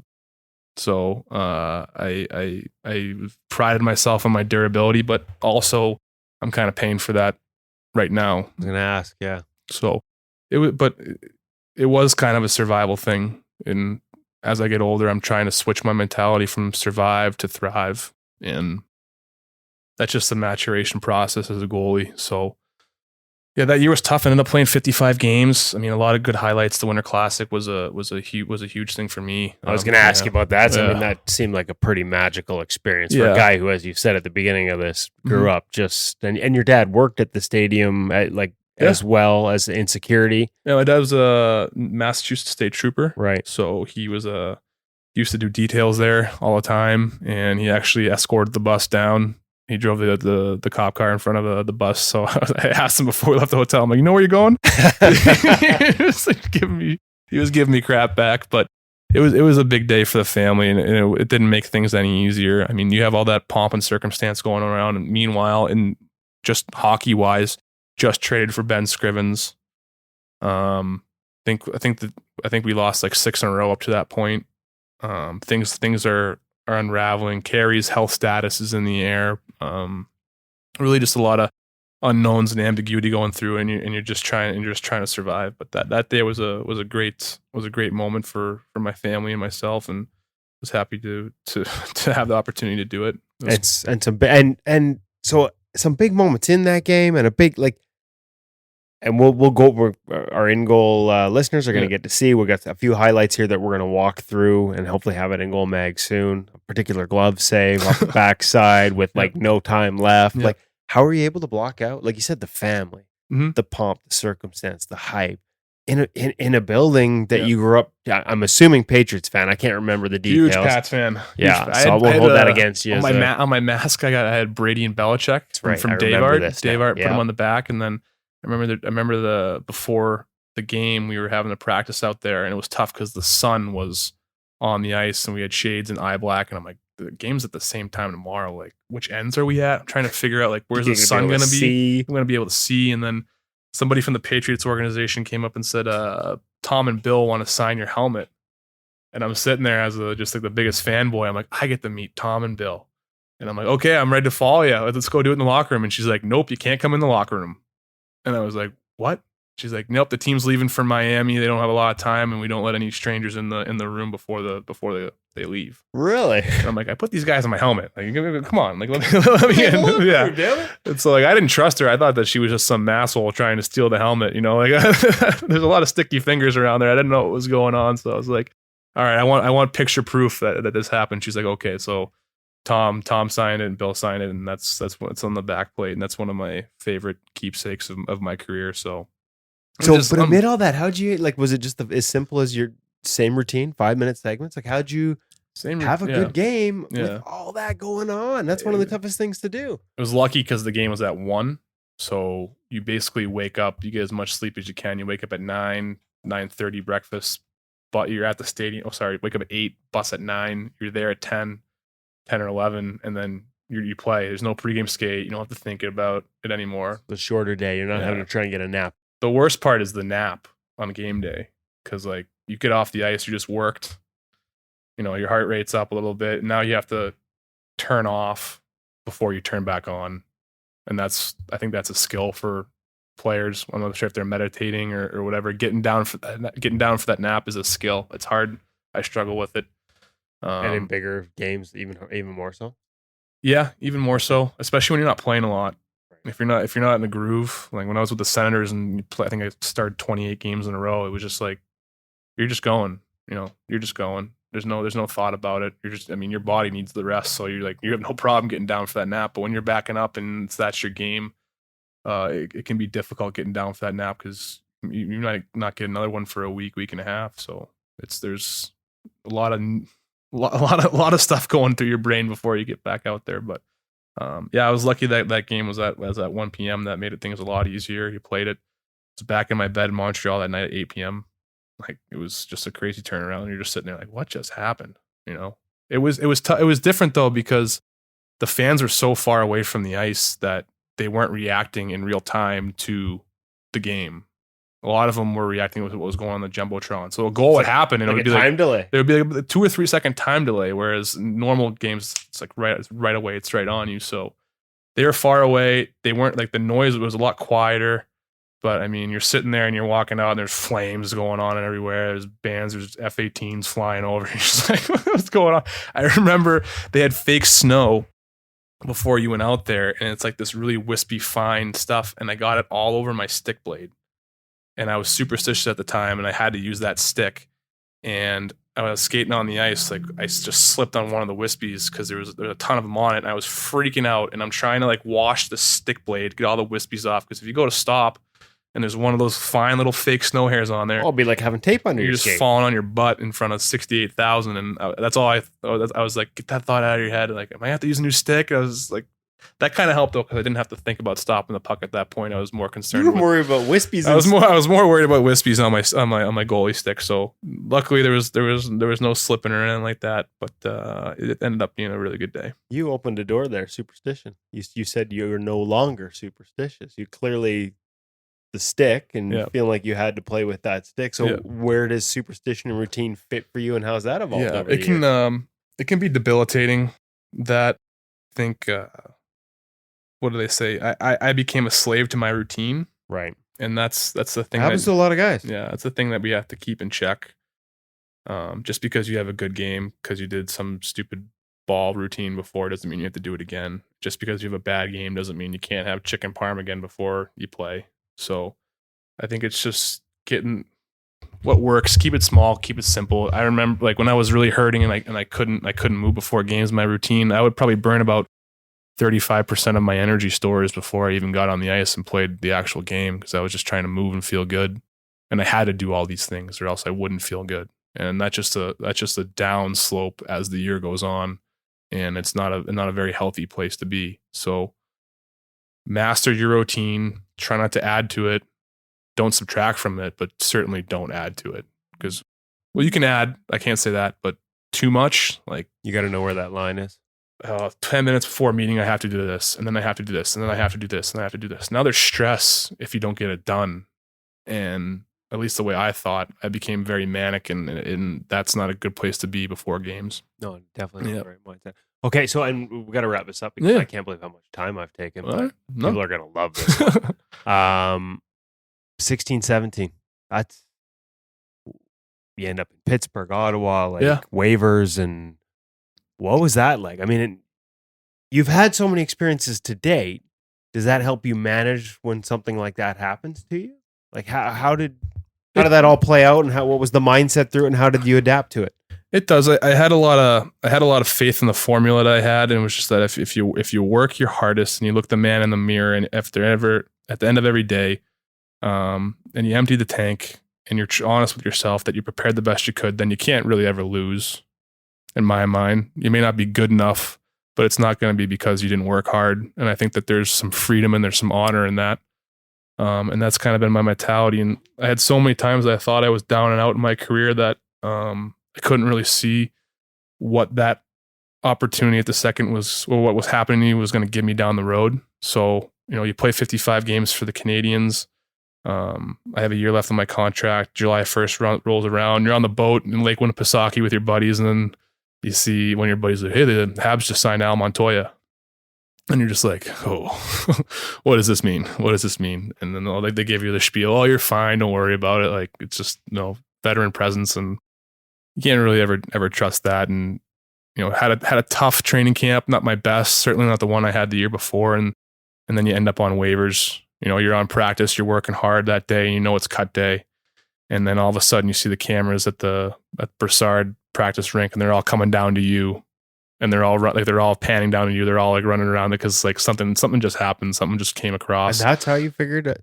Yeah. Like I saw something going on. I was like, oh geez. I think I was working with Steph at the time, just getting some reps after practice. And there was some like stuff going on in the concourse, and out of the corner of my eye, I'm like, all right, everyone's looking at me. This can't be good. And then all of a sudden you see the henchman at the end of the boards, and he just waves you over. Mark Bergevin wants to see you. I'm in the stick room. I'm sweating. And he's like, you're on waivers. We're not sure if anyone's going to claim you. Don't leave the city. We'll see what happens. And then 24 hours later, Pittsburgh Penguins, the last waiver claimed me. So they were the only ones that stood between me and St. John's, Newfoundland, in playing for the Ice Caps. And that's all because Matt Murray broke his thumb at the World Cup of Hockey. World Cup, of course, right? So, I go there, spend 2 or 3 weeks there. End up getting played one period in Nashville. Period, 7 saves. I gotta say, the line on Hockey DB looks good. The 1,000 save percentage, that always looks good. Never mind that it was just 20 minutes. Yeah, they're gonna put my number in the PPPG Paints Arena rafters pretty soon for no goals against and the highest save percentage. But it was a great time there just to work with to skate with Sidney Crosby, Malkin, Kessel. The names they have there was really cool. And is that how you approached it? Like, hey, look, these guys are shooting on me in practice. This is an opportunity to go against the best in the world on a daily basis. It was strange because Murray was skating, but he wasn't fully cleared yet. So I was getting kind of the scraps at practice, and I was just trying to keep a good attitude. And but the thing is, I knew something was going to come because they didn't put me. They had to keep me for at least a month, I think, and once they claim me. Is that how it works? I don't even really know. I'd have to look it up, but that sounds about right. Yeah. I know once they claim you, they can't send you down. Yeah. So they do have to keep you on the NHL roster. Yeah, as it goes with every NHL season, the first month is always tough for goalies because guys' bodies have trouble adjusting to the rigors of the season right away. So I think Mr. Rutherford, the GM, kind of knew that and was just waiting for the right offer. And then Pierre Grew from Ottawa, who was there when Montreal signed me, remembered me, and threw my name into the ring. And I had a very low cap number at $575 league minimum, so they had no problem making that trade for a 5th round pick. And that was a tough day because I was in LA. We were in Anaheim. I do morning skate. I get off the bus, and there's Mr. Rutherford, and he says, "Good news is bad news and good news. Bad news, you're not going to play for us anymore. Good news is you're playing tomorrow night." And it's probably like noon in LA. And I was like, you're playing against Vancouver. And I'm like, in Vancouver? He's like, nope, in Ottawa. Dope. And I'm like, he's like, your flight's in 2 hours. So I had to drive back to the hotel, get my stuff, rip to LAX to Toronto to Ottawa. I got in at 3:45 in the morning, 4 a.m. Pierre Grew picks me up at 7. I meet the guys, get my pad wrap on my pads, get my white mask, eat some lunch, really not functioning at a high capacity at that time. Try to get a nap, come back, play Vancouver, and end up getting, I think it was a 2-0 shutout. And it was just completely, I don't really know how to describe it, 3 hours of sleep after going cross country. Maybe another one of those examples where not overthinking things, you just go out and go. It's probably I wish I could bottle that emotion. I think that's the goalie elixir right there. If you can bottle that emotion, that would be the way to go. Turn that brain off completely right up until the puck drops. Free your mind, your ass will fall. Stop those hamsters from running around in the wheel. Pretty much, yeah. And then from there, it was a tough situation though with Craig and everything, and the team, and thankfully his wife is still okay. Craig's a good friend. I consider him a good friend and a good goalie partner, and he taught me a lot. And was just fortunate to be able to share the crease with him, and we ended up going on a pretty good run there. And one shot away, double overtime, Game 7, Eastern Conference Finals. Yeah. Chris Kunitz, through a screen. That's just the way it was for us. So it was fun to go that far, and you're only 5 wins away. 5 wins. That's crazy. Weird. It's a weird feeling. And okay, and so then Craig, PG, another one of our favorites here, Pierre Grew. Kind of things you take away from those two, because Craig's got a very unique approach. Yeah. He plays the game different, right? A lot more instinct and stuff. He's another guy we've had the pleasure to. Yeah. Another guy I really enjoy talking to. Yeah, he's really old school. I mean, I think he's 37, 36. Yeah, 37 this year, I think. Yeah. So, how many different evolutions of goaltending has he played through? Good point. 5. Yeah. It's how many gear changes has he played through? How many gear evolutions has he played through? So. in terms of having a lot of clubs in the bag, that guy's got a lot, and he has many different ways of playing the game. And when he was growing up, I would imagine that his style was very much reactive and, as you said, instinctual, and not so much technical. It was, I think he was talking about doing skate saves growing up a couple times and stuff like that. So his way he reads the game is a lot different. Like when he talks about reading shots and reading hands, like, and especially in shootouts and stuff, I probably shouldn't reveal this, but sometimes he'll say that he'll only look at their eyes and their bottom hand. He won't even look at the puck because he's like, this will tell me everything that I need to know, or the general area. Yeah. Whereas when guys get close with the puck, not many goalies can't react in time anyways. Right. So you have to have that little tips on anticipation. Yeah, little stuff like that, little different ways to little tidbits. Because at this level, goalies are looking for 1%, 2% increases. It's hard to get a 5. It's hard to get a 10. Like that's kind of unheard of. So the 1%, 2% increases in your game. My relationship with Pierre grew is still strong even after getting traded. He's one of the first guys to call me afterwards. I spent a lot of time with his family. He had me over for family dinners all the time. Being a single guy in Ottawa, his family cooked for me a lot, and we worked very well together. He was a great coach to confide in, and he really knew what I needed in terms of whether it was motivation or day off. A lot of it was taking more off. It was like I always feel guilty when I don't skate. Even when I was playing 28 in a row, I was like, I still got to skate. I have to skate. He's like, no, take it off. And rest is a weapon, that type of stuff. So he knew what I needed.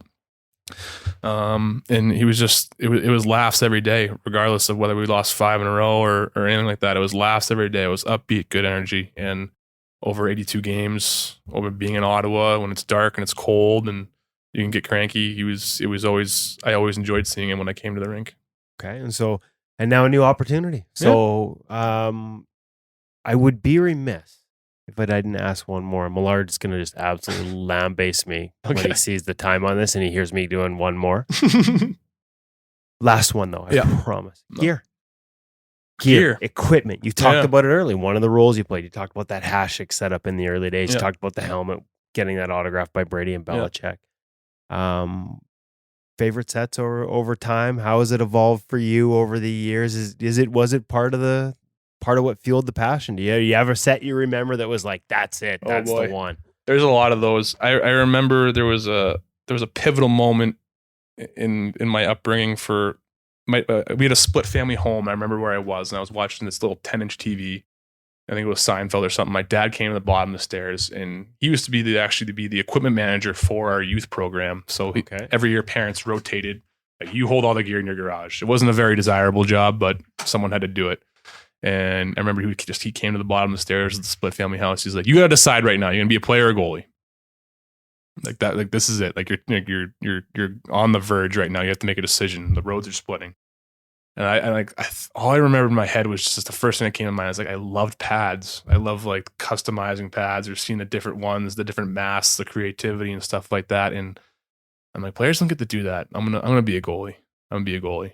And that's kind of where it started. And from a kid, I was lucky enough. That's when I was really young, like 11, 12, 13. That's when goalie customizers started coming on the internet. Yeah. So I was always on there on the dial up, waiting for my mom to get off the phone. I gotta go on. Dukes One Hockey was the website in Toronto. I would always be going on there. I remember I was 12. I emailed Smith goalie pads if they would want to sponsor me. Like, why would they ever want to sponsor a 12-year-old goalie?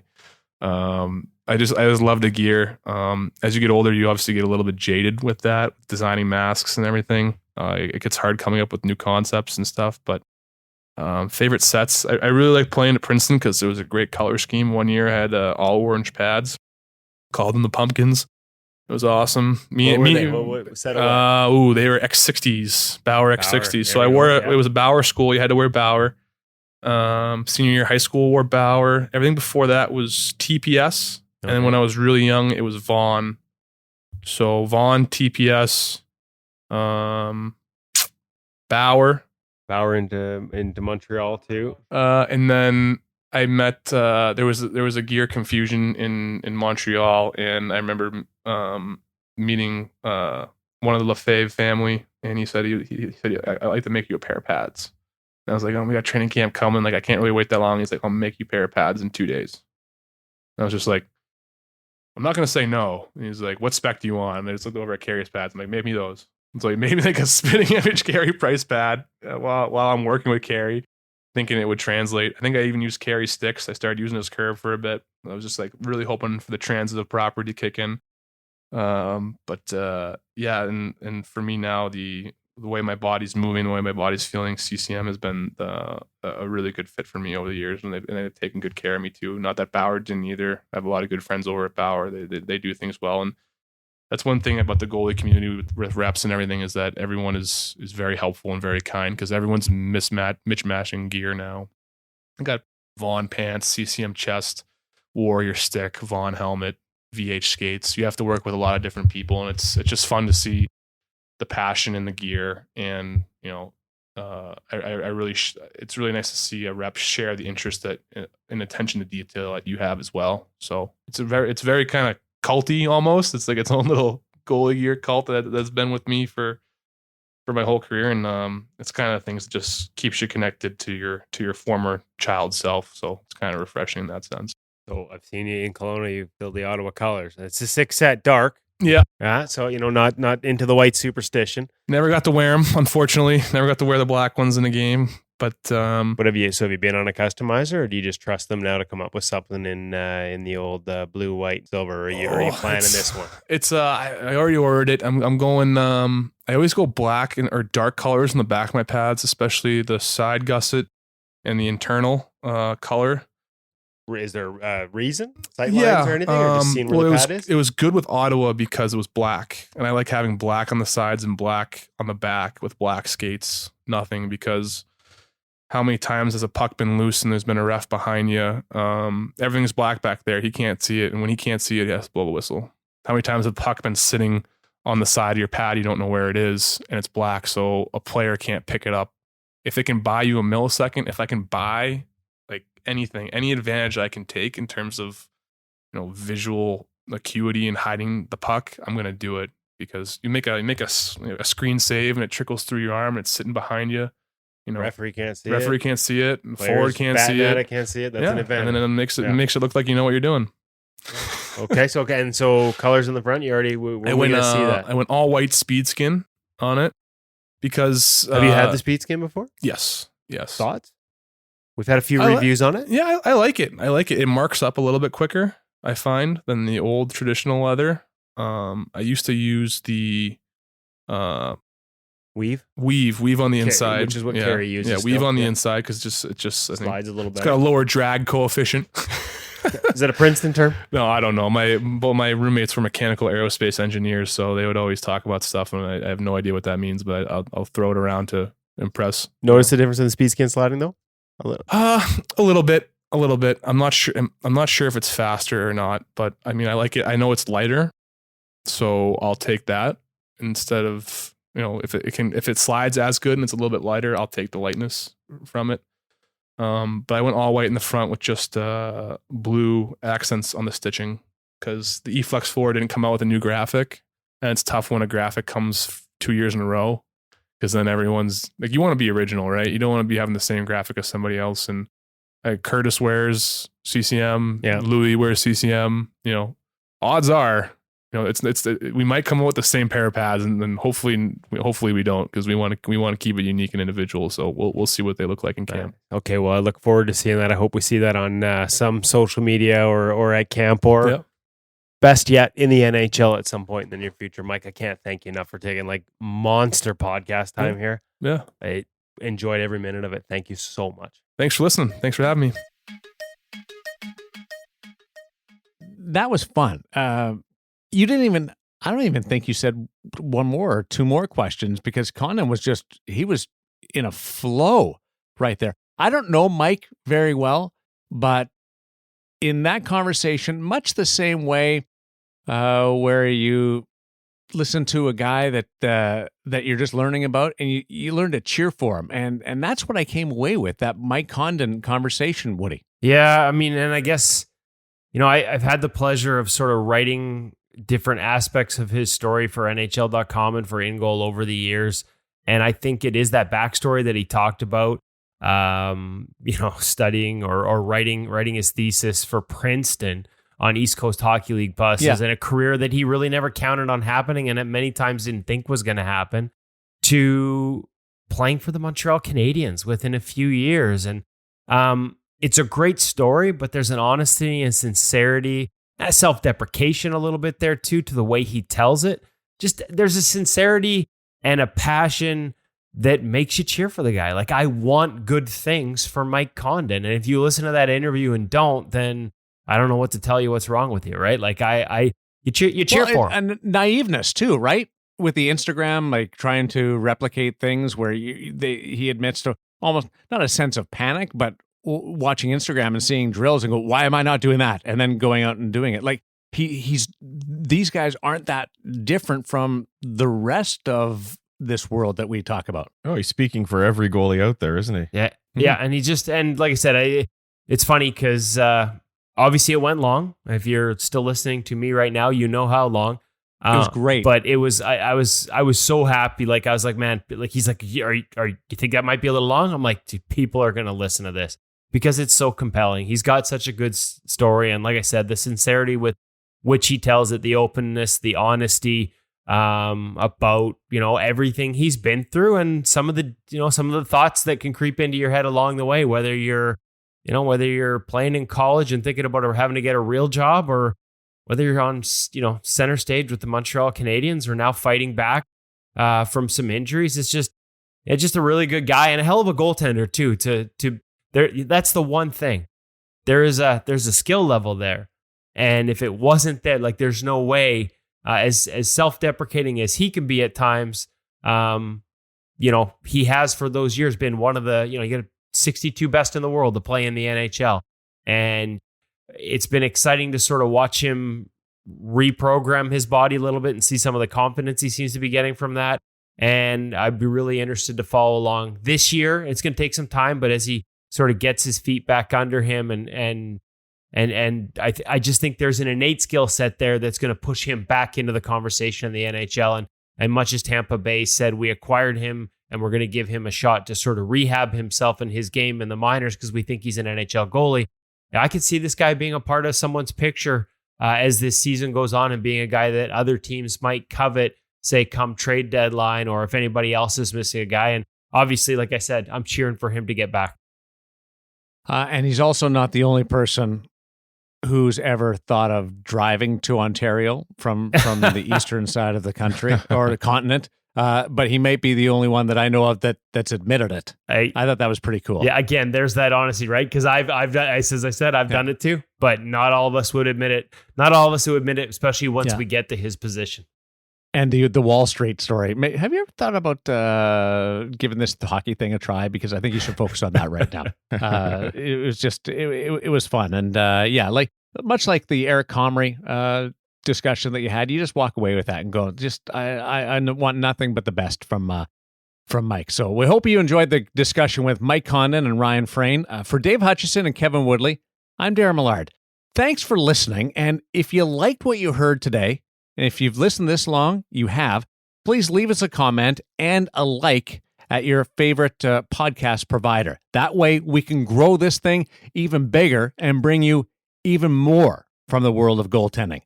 I'm Darren Millard. Catch you next time on InGoal Radio, the podcast, brought to you by The Hockey Shop, source for sports Surrey, thehockeyshop.com.